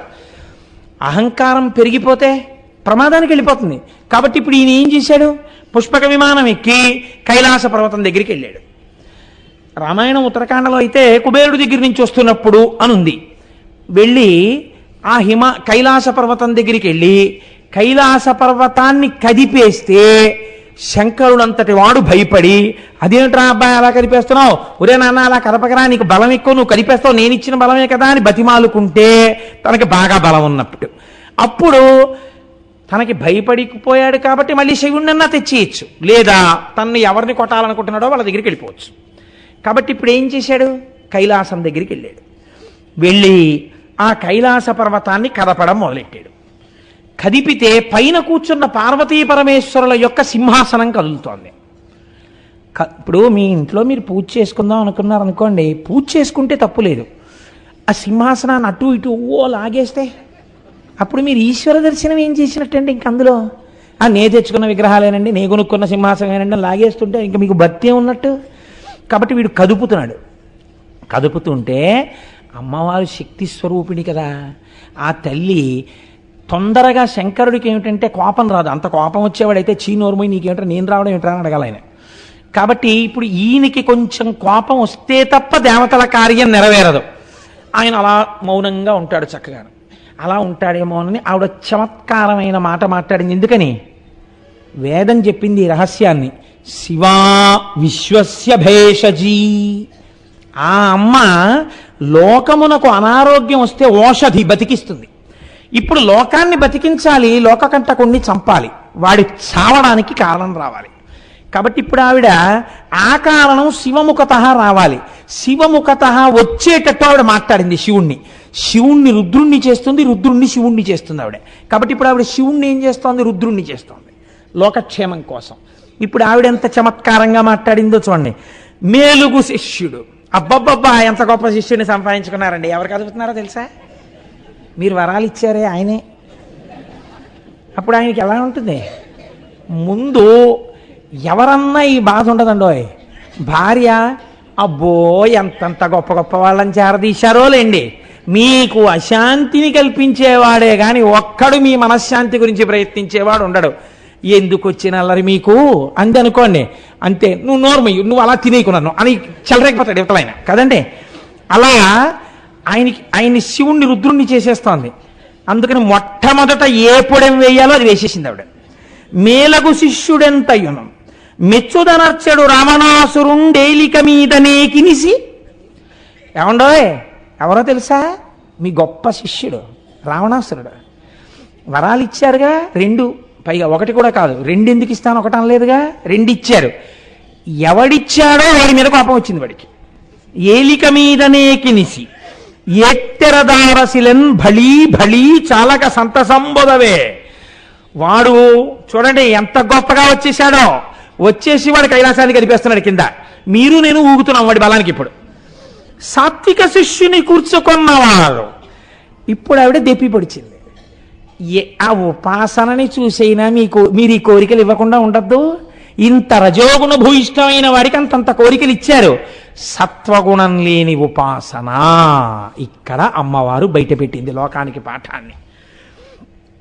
సాత్విక శిష్యుని కూర్చుకొన్న వారి లలిజెందే తత్ఫలమి కేమనువారము దేవ ఇత్తరిన్. ఇప్పుడు ఇలా కైలాసం ఊగిపోతుంటే పాపం నేను ఏం చేస్తానులేండి, మీరు మాత్రం ఏం చేయగలరు, మీరు ఇచ్చిన బలమేగా, ఊగండి, అలా మీరు ఊగండి, నేను ఊగుతుంటాను. వాడు అనుగ్రహిస్తాడు. ఎప్పుడో అనుగ్రహించి ఇంకా వాడు ఫోన్లో వదిలేశానని కింద నుంచి అరుస్తాడు. అరిచిన తర్వాత ఒకవేళ కళ్ళు తిరిగితే మీ తలలోనే ముంచో గ్లాసుడు నీళ్ళు ఇస్తాను, తాగుదురుగానండి ఆవిడ. ఆయనకి ఎలా ఉంటుంది? కడుపు మండిపోయింది శంకరుడికి. అంటే శివుడు రుద్రుడయ్యాడు. ఇది శివా రుద్రస్య భేషజీ, శివుణ్ణి రుద్రుణ్ణి చేసింది. ఇప్పుడు ఆవిడ రుద్రుణ్ణి చేసిన తర్వాత ఎవడు బలం ఇచ్చాడో ఆయనే ఆ బలం వల్ల వాడు పాడైపోయేటటువంటి శాపాన్ని వదిలేశాడు. ఇదంతా ఎంతలో జరిగిపోయిందండి? 6 పద్యాల్లో జరిగిపోయింది. ఎందుకు జరిగిపోయింది? 2 వరాలు వాడు పాడవడానికి వచ్చాయి. ఒక్కటి వాడిని రక్షించలా. శివలింగం తీసుకెళ్ళాడు, వాడు పూజ చేయలే. వాడు బలం తెచ్చుకున్నాడు, వాడికి ఉపయోగం లేదు. శంకరుడు అన్నాడు, అని సాక్షేపముగ జగజ్జనని నుడువా. ఆక్షేపిస్తూ జగజ్జనని మాట్లాడితే ఎంత గొప్ప మాట వేశారో చూడండి. ఆవిడ వెటకారానికి భర్తనన్నది కాదు, ఆవిడ జగజ్జనని. తన బిడ్డల్ని కాపాడుకోవడానికి, దుడుకు బిడ్డల్ని శిక్షింపజేయడానికి, తండ్రి చేత శిక్షింపజేయడానికి మాట్లాడుతోంది. శృతి ప్రమాణాన్ని పద్యం కింద మారుస్తున్నారు.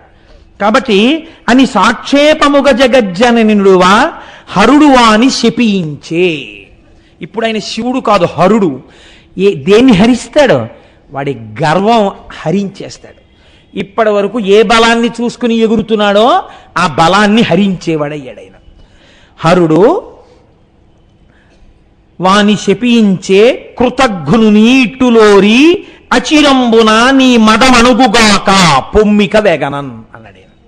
ఊరే ఎంతో కాలం పట్టదులే, నీ మదం అణిగిపోతుంది, పో ఇక్కడి నుంచి అన్నాడు. ఈ ఊపుతున్న వాడికి ఈ మాట వినపడింది. నీ మదం అణిగిపోతుందంటే ఏమిటి? నీ బలం ఎందుకో పనికి రాకుండా పోతుందనేగా. అందులో పోనీ నువ్వు ఓడిపోతావు ఒక్కసారి ఎవరి చేతిలోనో అనలేదు, నీ మదం అణిగిపోతుంది అన్నాడు. నీ మదం అణిగిపోతుందంటే ఇప్పుడు ఏమవ్వాలి? ఎవరెవరిని చూసుకుని మదిస్తున్నాడో వాళ్ళందరూ పోతారు. ఇప్పుడు శివవాక్యమనందేముంది? ఇంద్రజిత్ పోతాడు, కుంభకర్ణుడు పోతాడు, లంక పోతుంది. ఎవడు ఈశ్వరుణ్ణి పట్టుకున్నాడో వాడు ఒక్కడే మిగులుతాడు. సత్వగుణంతో ఈశ్వరుడు రాముడని 2 ఉండవుగా లోకంలో. ఉన్నది ఒక్కటే పరబ్రహ్మం, రామ పరబ్రహ్మం, శివ పరబ్రహ్మం, 2 ఒక్కటే. ఎవడు రాముణ్ణి పట్టుకున్నాడో వాడు బతికిపోయాడు. ఆయన తప్ప మిగిలిన వాళ్ళందరూ నశించిపోయారు.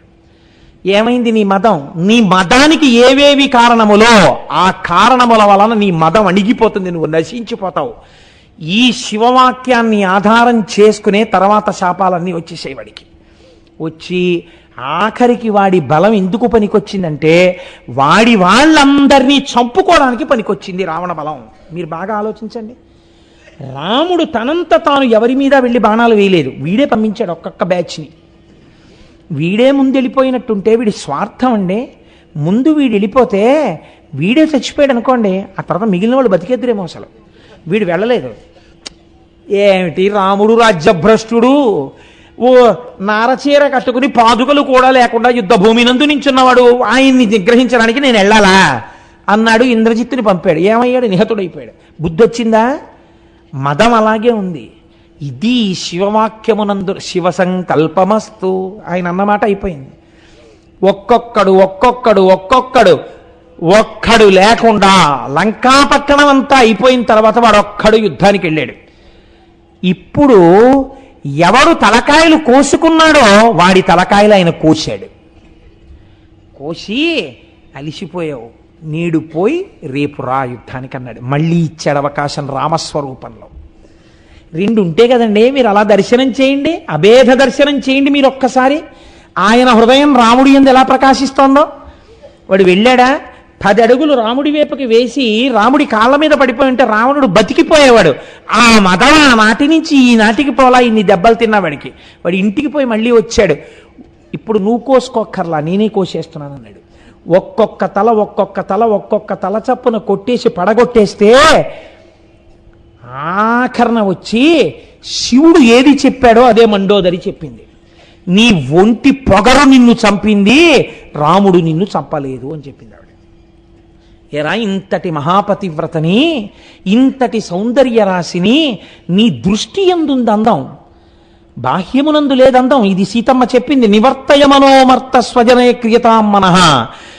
నీ అనురాగము భార్య యందున్నది నిజమైతే, నీ భార్య నీకు రోజుకి 1,00,000 సార్లు ముద్దొచ్చినా బెంగలేదు. అది ధార్మికమైపోయింది.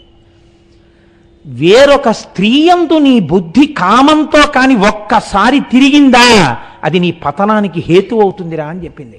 వాడు విన్నాడా? వాడి మదం, నేనింత బలవంతుణ్ణి, నన్నెవడేం చేస్తాడన్నాడు. ఆవిడొచ్చి ఆఖరణంది, ఏ మదం నీ ఎందు ప్రవేశించిందో అది నిన్ను చంపేసిందిరా అన్నాడు. ఆఖరికి మండోదరి తీర్పుతో రామాయణం పూర్తయిపోయింది. కాబట్టి హరుడు పలికినటువంటి శాపవచనమే వాడిని, వాడి భార్యల్ని, వాడి బిడ్డల్ని, వాడి సైన్యాన్ని, వాడి రాజ్యాన్ని నశింపచేసింది తప్ప వాడు వృద్ధిలోకి రావడానికి పనికి రాలేదు. రెండూ కూడా.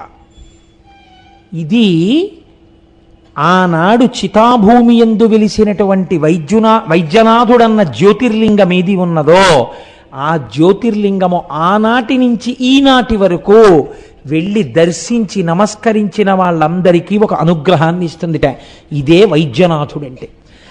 భవము అంటే సంసారమునందు కొట్టుమిట్టాడుతూ, కామక్రోధముల యందు తెరిపి లేకుండా తిరుగుతూ, అహంకార మమకారములలో పడి సొక్కిపోకుండా సాత్వికోపాసనతో కూడినటువంటి ఈశ్వర భక్తిని కృప చేసి భవసాగరము నుండి మిమ్ము ఉద్ధరిస్తుంది. ఇలా ఉద్ధరిస్తే ఒక్కడికి 1,000,000 జన్మలు పట్టచ్చు ఈశ్వరుణ్ణి చేరడానికి. ఒక్కడు ఒక్క జన్మలో 1 గంటలో ఈశ్వరుణ్ణి చేరిపోయిన మహాభక్తులు ఉన్నారు. కాబట్టి ఆ వైద్యనాథుణ్ణి అలా దర్శించిన వాళ్ళకి, అటువంటి మహానుభావుడివి అని నమస్కరించిన వాడికి ఆయన అనుగ్రహం కలిగితే ఎంతలో ఉపాసన దిద్దబడాలి, ఎంతలో సత్వగుణం ఆవిర్భవించాలి. ఆయన అనుగ్రహం లేకుండా ఆయనని రాజసిక తామసిక పూజలతో లొంగదీసుకోగలమన్న భావన మంచిది కాదు. అందుకే ఎప్పుడూ మన వాళ్ళు ఒక మాట చెప్తారు, జగద్గురువులు కనుక శంకర భగవత్పాదులు ఈ మాట చెప్పారు. నేను మీకు ఒక్క మాట చెప్పనండి. నేనైతే ఒక విషయం అనుకుంటున్నాను. కాకినాడ పట్టణ వాసులకి అస్తమానం శంకరాచార్యులు వారంటే చాలా ప్రీతితో స్తోత్రాలు చేస్తారు. నేను చెప్పిన కనకధార గురుపాదుకలని తల మీద పెట్టుకుంటాం మనం. గురుపాదుకా పూజ అని చేస్తాం. అసలు నిజంగా మనందరం జగద్గురు పాదుకా పూజ అని శంకరాచార్యుల వారి పాదుకలను పూజించాలి.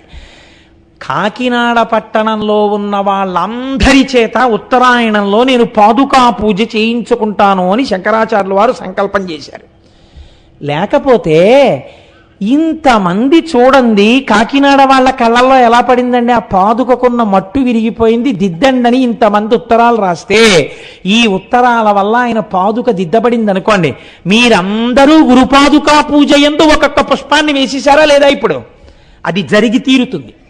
ఎందుకంటే ఎందరో సమర్థులైన అధికారులు, విశాల హృదయులు ఒక విషయాన్ని తెలుసుకోగానే స్పందించాలన్న వాళ్ళు ఉన్నారు.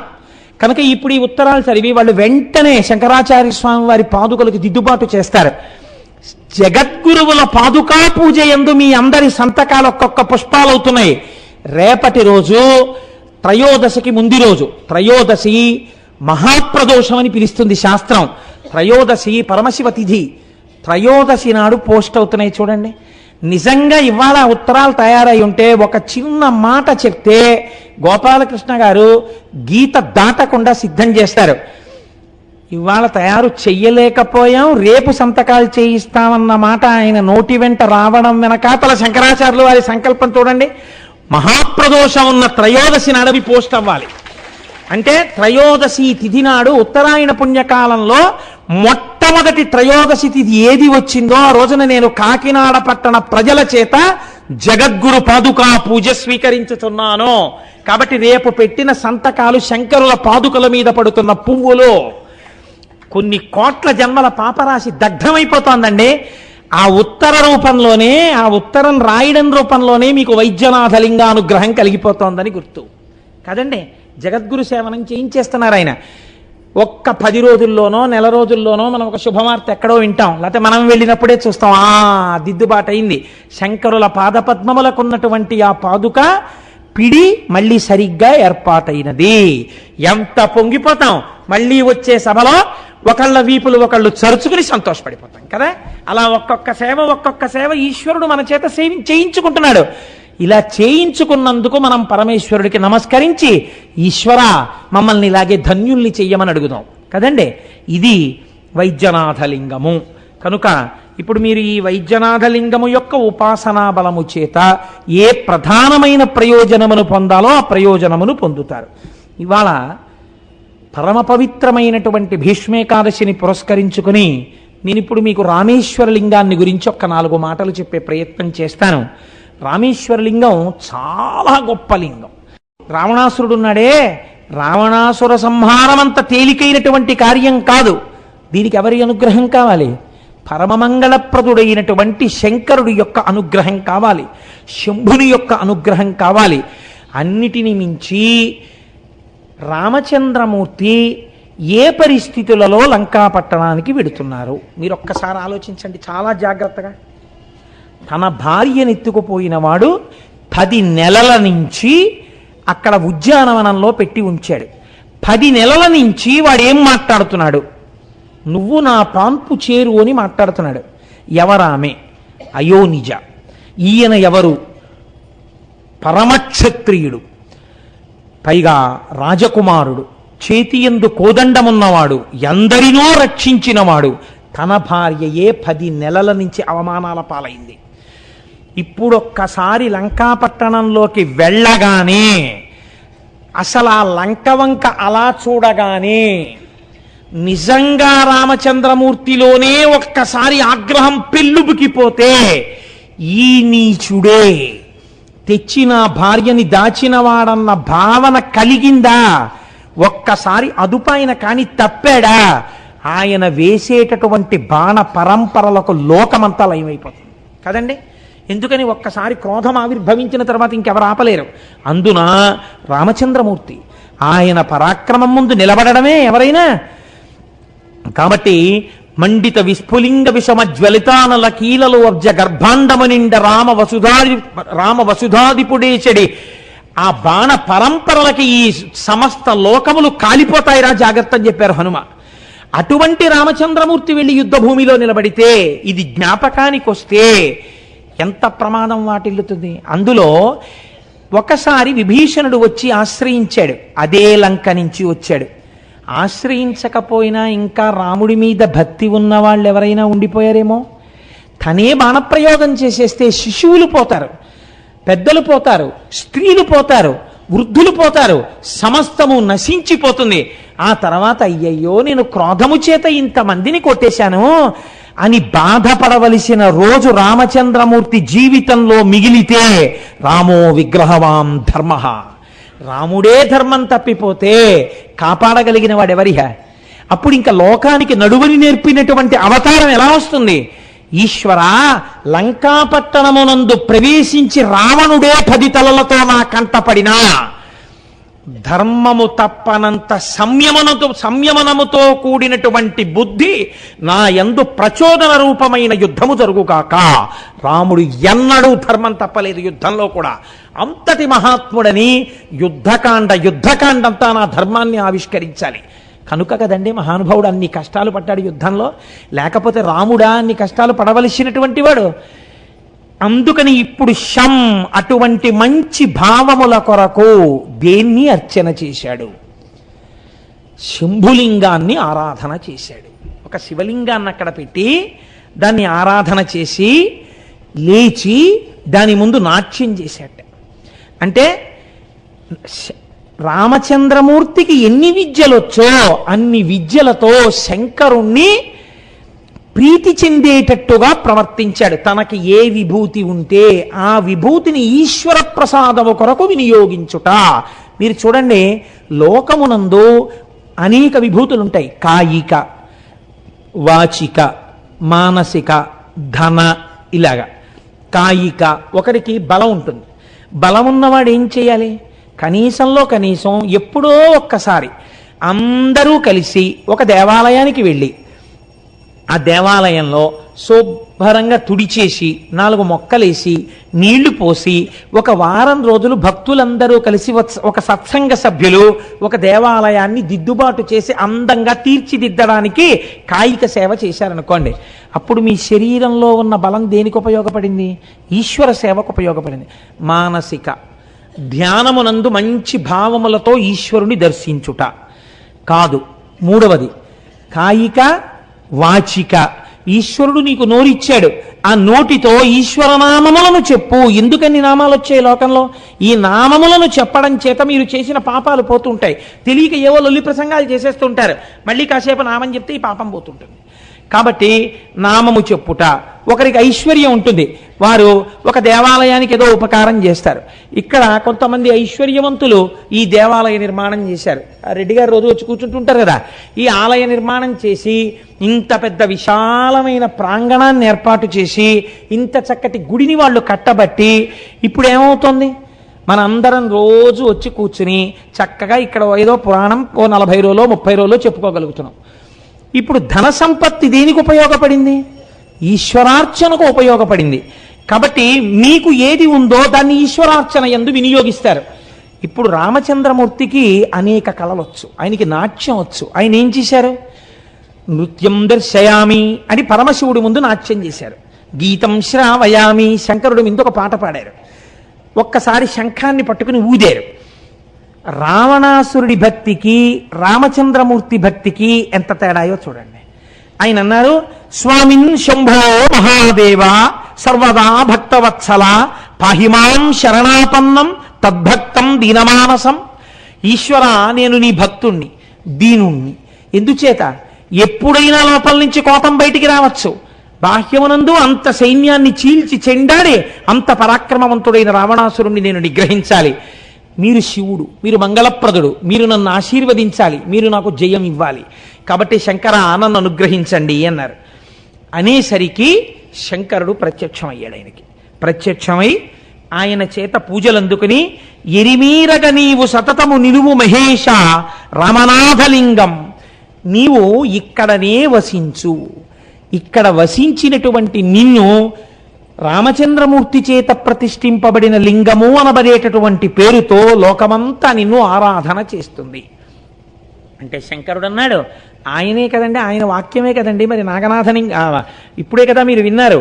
ఆ వైద్యనాథలింగంలో నీ మదం అణిగిపోతుందని శాపవాక్కు ప్రయోగించిన వాడు ఆయనే కదా. ఆయనే ఈయనగా వెడుతున్నాడు ఇప్పుడు.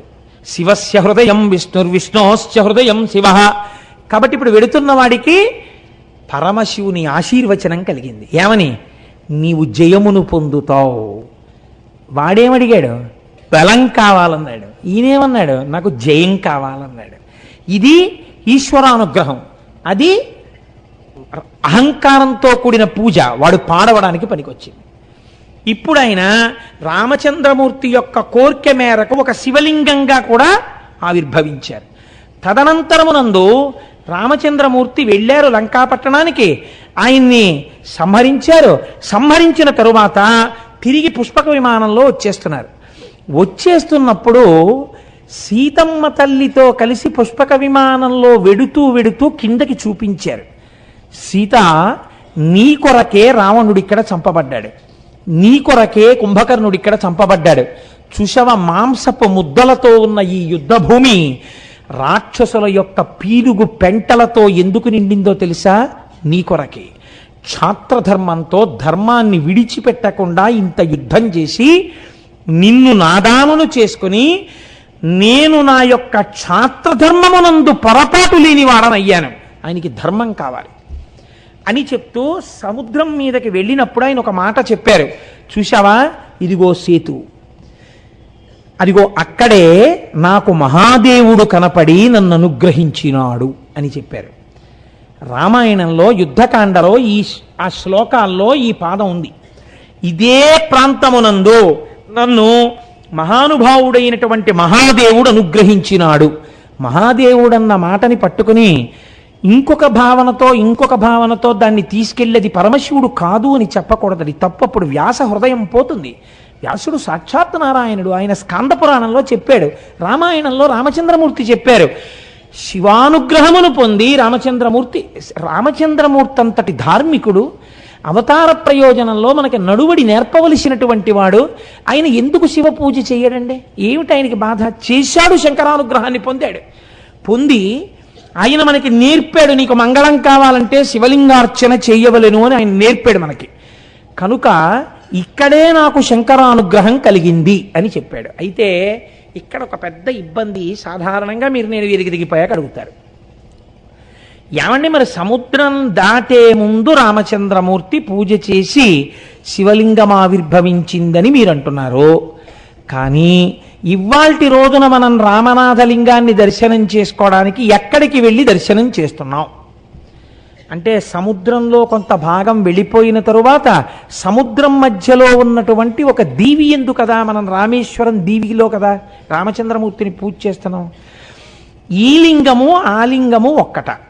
ఒకవేళ అదే ఆ లింగం అనుకోండి, రామచంద్రమూర్తికి సాక్షాత్కరించిన శంకరలింగం అనుకోండి, అలా అయ్యుంటే మరి రామేశ్వర క్షేత్ర స్థల పురాణమునందు రావణ సంహారం అయిపోయిన తర్వాత రామచంద్రమూర్తి ప్రతిష్ఠ చెయ్యడం కోసం హనుమని కాశీపట్టణానికి పంపించి విశ్వనాథలింగం ఒకటి తీసుకురమ్మంటే, హనుమకించ తాలస్యంగా వస్తే సీతాదేవి సైకతలింగాన్ని తయారు చేసిందని, రామచంద్రమూర్తి ఆ లింగాన్ని ప్రతిష్ఠ చేశారని వాళ్ళు రామేశ్వరంలో చెప్తుంటారు. పైగా అక్కడ సరస్వతీ బావి, సావిత్రి బావి, గాయత్రి బావి, నలబావి, గంధమాదన బావి, ఇన్ని బావులు ఉన్నాయి. అసలు ఆ క్షేత్రమే తడిగా ఉంటుంది, ఆ గుడంతాను ఎంత పెద్ద గుడు. ఇన్ని ఉన్నప్పుడు మరి ఈ లింగము అక్కడది క్షేత్ర స్థల పురాణంలో చెప్పినట్టు ఇప్పటి వరకు వెళ్ళిన జ్యోతిర్లింగాలన్నీ స్థల పురాణానికి సరిపోయాయి. కానీ ఇప్పుడు అలా రెండు కలిసే అవకాశం ఉందా? ఇంకొకటి ఏదైనా జరిగిందా అంటే, ఈ విషయాన్ని మహానుభావుడు మల్లాది చంద్రశేఖర శాస్త్రి గారు రామాయణమునందు ధర్మ సూక్ష్మములు అన్న విషయంలో పరిష్కారం చేశారు. ఆయన ఒక మాట చెప్పారు. ఆయన కూర్మపురాణంలోంచి ఒక విషయాన్ని ప్రతిపాదన చేస్తూ, యావత్ సేతుశ్చ తావచ్చ స్థాస్యామ్యత్ర తిరోహిత, నేను తిరోహితుడనై ఉంటాను అని శంకరుడు అన్నాడు. అంటే అందరికీ నేను కనపడను, కనపడకుండా ఉంటాను.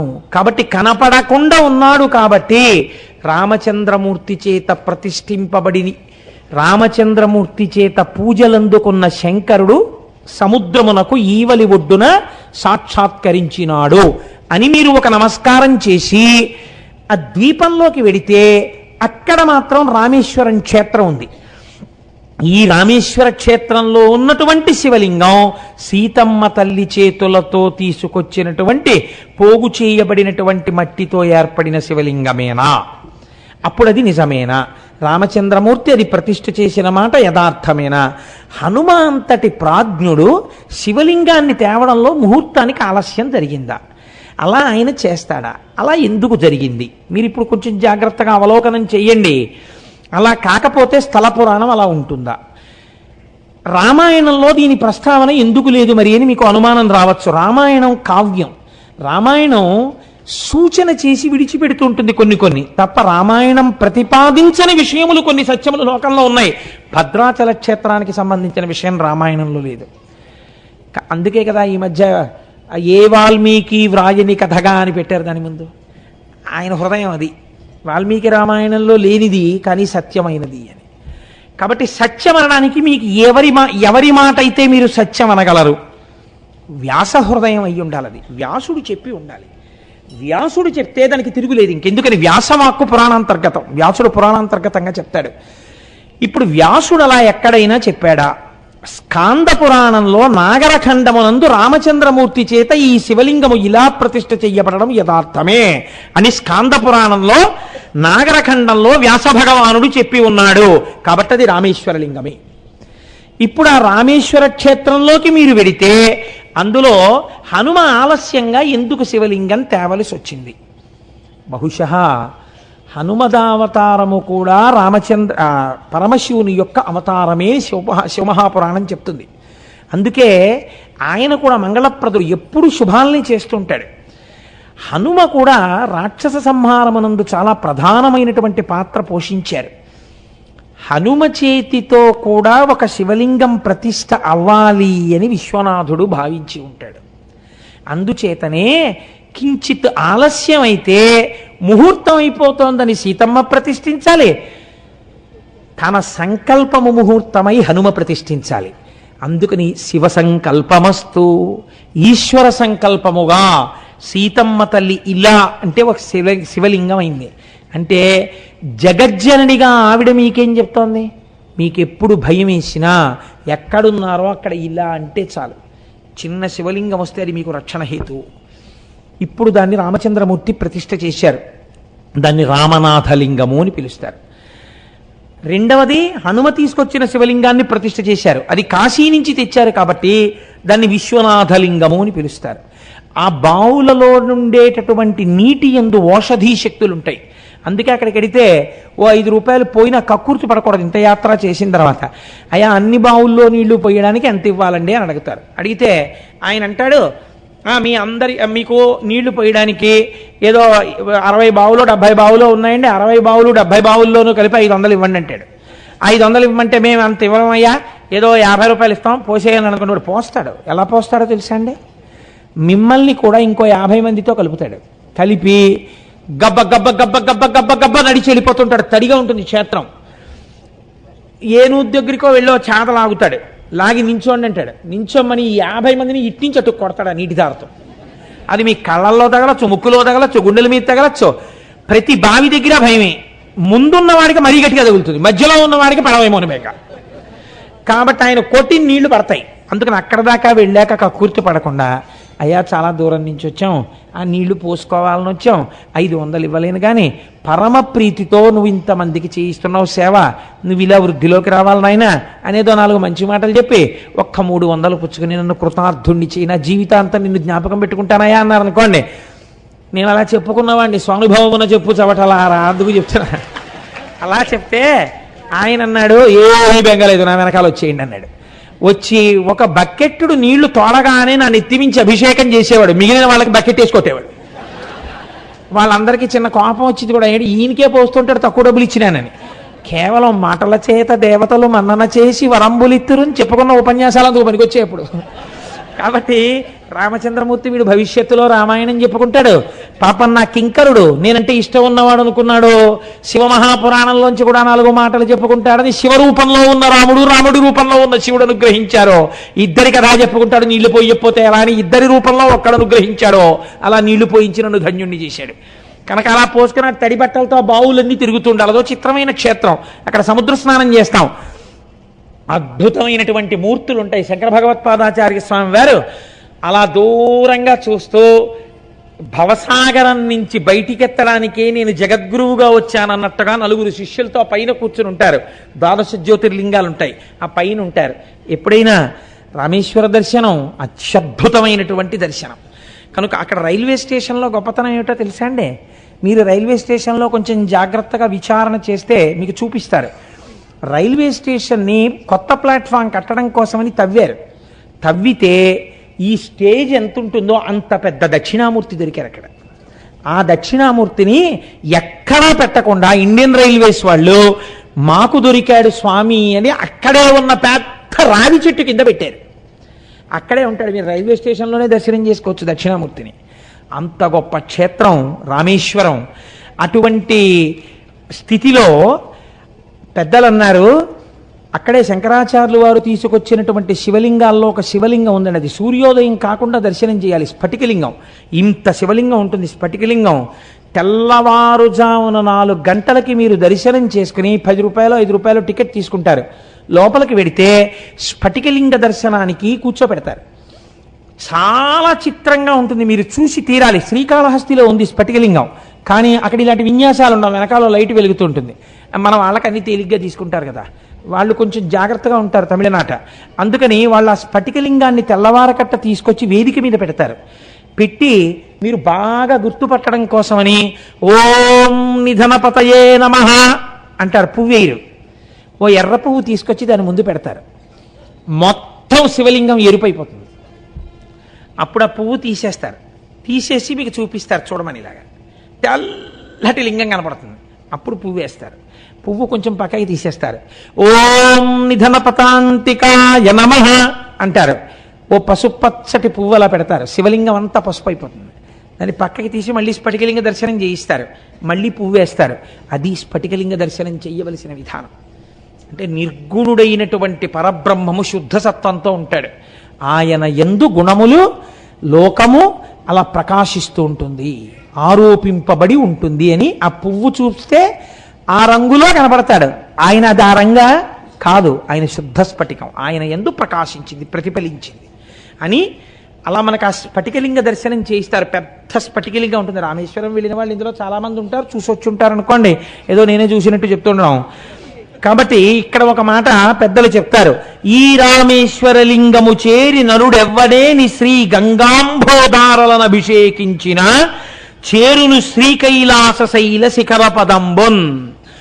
ఎవరైనా ఈ రామేశ్వర లింగం దగ్గరికి వెళ్ళి కాశీ పట్టణంలో ఉన్నటువంటి గంగని తీసుకుని వెళ్ళి ఆ రామేశ్వర లింగాన్ని ఆ గంగధారలతో అభిషేకిస్తే, అంటే మీరు అర్చకులకు ఇస్తే ఆ గంగతో అభిషేకం చేస్తారు, అలా అభిషేకం చేసిన వాడు కైలాసాన్ని చేరుకుంటున్నాడు. సాధారణంగా దీన్ని ఏమిటంటే మామూలుగా చెప్తారు, అంటే కాశీ నుంచి గంగ తీసుకొచ్చి ఇక్కడ శివలింగం మీద పొయ్యడం అన్నది. చంద్రశేఖర పరమాచార్య స్వామి దీన్ని అత్యద్భుతమైన సమన్వయం చేశారు. అసలు ఈ గంగాభిషేకం చెయ్యడం అంటే ఏమిటో తెలుసా? గంగ అనగా జ్ఞానము. జ్ఞానము చేత శివలింగమును అభిషిక్తుణ్ణి చెయ్యడం అంటే ఏమిటో నీకు తెలుసా? రామనాథలింగమునందు కాశీ గంగ పొయ్యడం అంటే ఈయన పేరేమి? ఇప్పుడు రామేశ్వరుడు. ఆయన ఒక చిన్న ఐతిహ్యం చెప్తుండేవారు. దేవతలందరూ ఒకసారి రామేశ్వరం వచ్చారట. వచ్చి రామేశ్వర లింగ దర్శనం చేశారట. చేసిన తర్వాత అందులో ఎవరో రకరకాల వాళ్ళు ఉంటారు కదా, వెళ్ళిపోతుంటే అందులో కొంతమంది అన్నారట, ఏమయ్యా ఈయన రామేశ్వరుడు అని పేరుంది కదా, రామేశ్వరుడు అని పేరుంటే ఈయన ఏ సమాసం అవుతాడు అని వ్యాకరణం తీశారు. తీస్తే కొంతమంది అన్నారు రాముని యొక్క ఈశ్వరుడు, అందుకే కదా రాముడు వచ్చి ప్రతిష్ఠ చేశాడు, అందుకే కదా ఈశ్వరుడు కృప చేసి నీకు మంగళం అవుతుందని అన్నాడు. కాబట్టి రాముని యొక్క ఈశ్వరుడు, రాముడు శివుణ్ణి పూజిస్తూ ఉంటాడు, రాముని యొక్క ఈశ్వరుడు షష్ఠీ తత్పురుష సమాసం అన్నారు. కొంతమందికి ఇది నచ్చల. అదేమిటది, రామచంద్రమూర్తి శివుణ్ణి పూజ చేయడం ఏమిటి, రాముడంతటి వాడు రాముడు. అధ్యాత్మ రామాయణంలో చెప్పినట్టు శివుడు రామనామం చేసి తలుచుకుంటూ ఉంటాడు, కానీ ఇటు రాముడు శివుణ్ణి తలుచుకోవడం ఏంటి, ఆ అవసరం మా స్వామికి లేదన్నాడు. అని తప్పు, మీరు చెప్పింది ఆ సమాసం కాదు. రాముడే ఈశ్వరుడిగా కలిగిన వాడు, కలది కలిగిన వాడు ఉంది కాబట్టి బహువ్రీహి సమాసం. రాముడు ఈశ్వరుడిగా కలిగిన వాడు అంటే శివుడు రాముడిని పూజ చేస్తాడు. కాబట్టి రాముడు ఈశ్వరుడిగా కలిగిన వాడు శివుడు. కాబట్టి రాముడు గొప్పవాడు, ఈశ్వరుడు శివుడు గొప్పవాడు కాదు. రాముడిని ఆయన పూజ చేస్తున్నాడా, ఇది బహువ్రీహి సమాసం అన్నారు. కాదు షష్ఠీ తత్పురుషం అని కొంతమంది అన్నారు, కాదు బహువ్రీహి అని కొంతమంది అన్నారు. ఇది సమాసం గొడవ కాదు, ఏ గొడవ మీకు అర్థమైపోయి ఉంటుంది. రాముడు శివుణ్ణి పూజ చేస్తున్నాడా, శివుడు రాముడిని పూజ చేస్తున్నాడా అంటే ఇంకా అనేకత్వమే కనపడుతోంది, ఏకత్వము కనపట్టలేదు. ఇప్పుడు ఈ స్థితిలో వాళ్ళన్నారు, ఈ గొడవంతా మనకెందుకో, కైలాసానికి వెళ్ళి ప్రతిష్ఠ చేయబడ్డవాడు కాబట్టి శంకరుడిని అడుగుదాం అన్నారు. అని శంకరుడి దగ్గరికి వెళ్ళారు. శంభో మహాదేవ, అసలు నీ యొక్క స్వరూపమేమి, రామేశ్వరము అన్నది ఏ సమాసము? ఇలా అడిగితే బాగుండదు కదా, హోం అంటాడేమో అని ఏ సమాసం అని అడిగారు. అడిగితే ఆయన అన్నారు, మీకు ఎందుకు రావాలి అనుమానం, బహువ్రీహి, రాముని ఈశ్వరుడిగా కలిగిన వాడు, నాకు రాముడు ఈశ్వరుడయా, అందుకని ఇది బహువ్రీహి సమాసం అన్నారు. అంటే కొంచెం రాముని యొక్క ఈశ్వరుడు అని చెప్పిన వాళ్ళు బాధపడ్డారు. బయటికి వచ్చి అన్నారు, లేదు లేదు, ఈ స్వామి అంతా అలాగేను, ఎప్పుడు నాదే ఉందంటాడు, పునుకులహారం వేసుకుంటాడు, అలా తిరుగుతుంటాడు, ఆయన అలా చెప్పాడని మీరు నిజం అనుకోకండి, కావాలంటే ఇది విష్ణుమూర్తిని అడుగుదాం పదండి అన్నారు. అందరూ కలిసి వైకుంఠానికి వెళ్ళారు. ఆయన చక్కగా శేషశయనం మీద పడుకుని ఉన్నాడు. ఆయన దగ్గరికి వెళ్ళి అడిగారు, ఏమయ్యా అసలు నిజం చెప్పు, ఇది ఏ సమాసం అన్నారు. ఆయన అన్నారు, మీకు ఎందుకు వచ్చింది అనుమానం, షష్ఠీ తత్పురుష, రాముని యొక్క ఈశ్వరుడు, నా చేత పూజింపబడిన శివుడు, నాకు ఆయన ఆరాధింపబడవలసిన వాడు, అందుకని నేను ఆరాధించాను కాబట్టి నా యొక్క ఈశ్వరుడు, షష్ఠీ తత్పురుష సమాసం అన్నారు. ఏమిటో ఈయన సత్వగుణ సంపన్నుడు, అలాగే చెప్తాడు, ఈయనకి అహంకారం లేదు, పరమ వినయం. మరి ఆయన అలాగే చెప్తున్నాడు, ఈయన ఇలాగే చెప్తున్నాడు, అసలు నిజమేది? పెద్ద తలకాయ ఒకటి ఉంది, 4 తలకాయలైన ఆయన వెళ్ళి అడుగుదాం, ఆయన చెప్పేస్తాడు, 4 ముఖాలతో వేదం చెప్తుంటాడు కదా అని ఆయన దగ్గరికి వెళ్ళారు. ఇది షష్ఠీ తత్పురుషమా బహువ్రీహియా, ఏది నిజమని అడిగారు. ఆయన అన్నాడు, ఓరి మీ అసాధ్యం కోలా, కాశీ వెళ్ళి గంగ పట్టుకుని రామేశ్వరం వెళ్ళి శివలింగం మీద పోసినా మీకు తత్వం అర్థం కాలేదురా. రాముడు శివుడైనాడు, శివుడు రాముడైనాడు, అది షష్ఠీ తత్పురుషం కాదు, బహువ్రీహి కాదు, అది కర్మధారయ సమాసం. రాముడే శివుడైనాడు, శివుడే రాముడైనాడు. ఆయన హృదయం ఈయనకి తెలుసు, ఈయన హృదయం ఆయనకి తెలుసు.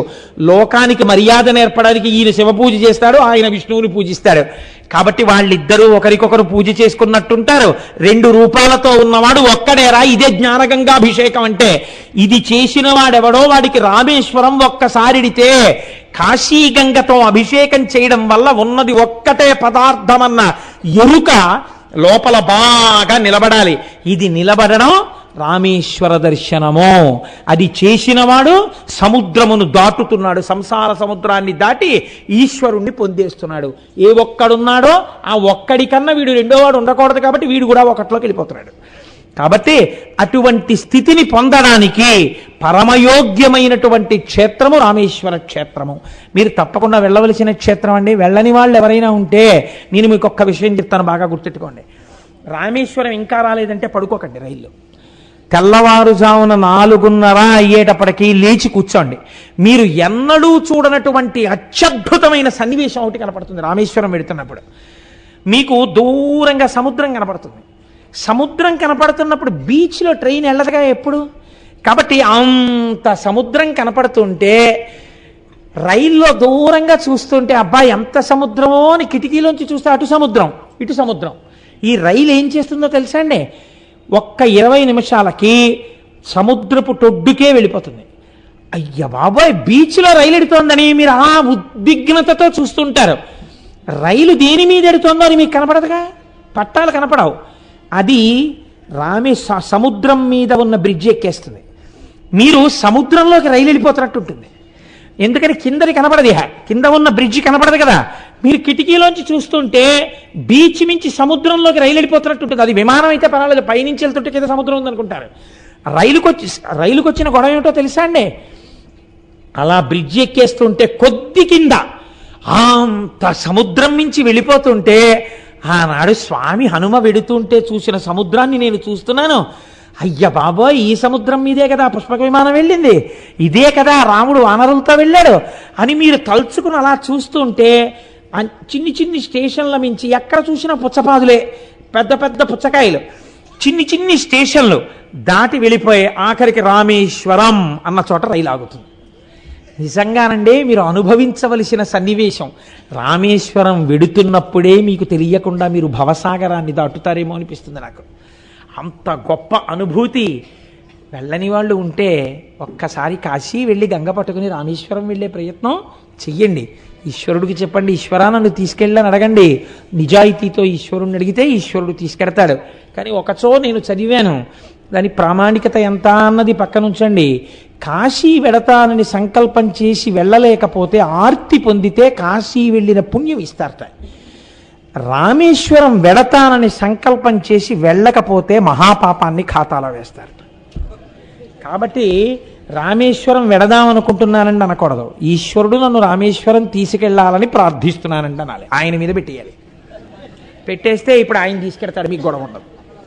కాబట్టి కాశీ విషయంలో అలా అనండి, రామేశ్వరం విషయంలో ఇలా అనండి. ఎందుకైనా మంచిదని స్థానిక భద్రతా సూచనగా 3వ నెంబర్ ప్రమాద పతాకాన్ని ఎగరేశాం. ఏమండి, అందుచేత ఈశ్వరానుగ్రహము చేత ఆ ఈశ్వరుడే మనని కాశీ రామేశ్వరముల దర్శనము చేయించి మనకి అటువంటి అనుభూతిని, అటువంటి జ్ఞానాన్ని, అటువంటి భక్తిని, అటువంటి భవసాగర తరణము చేయగలిగినటువంటి అదృష్టాన్ని ఈశ్వరుడి యొక్క నిర్హేతుక కృపా కటాక్షముగా మన యందు ప్రకాశించుగాక.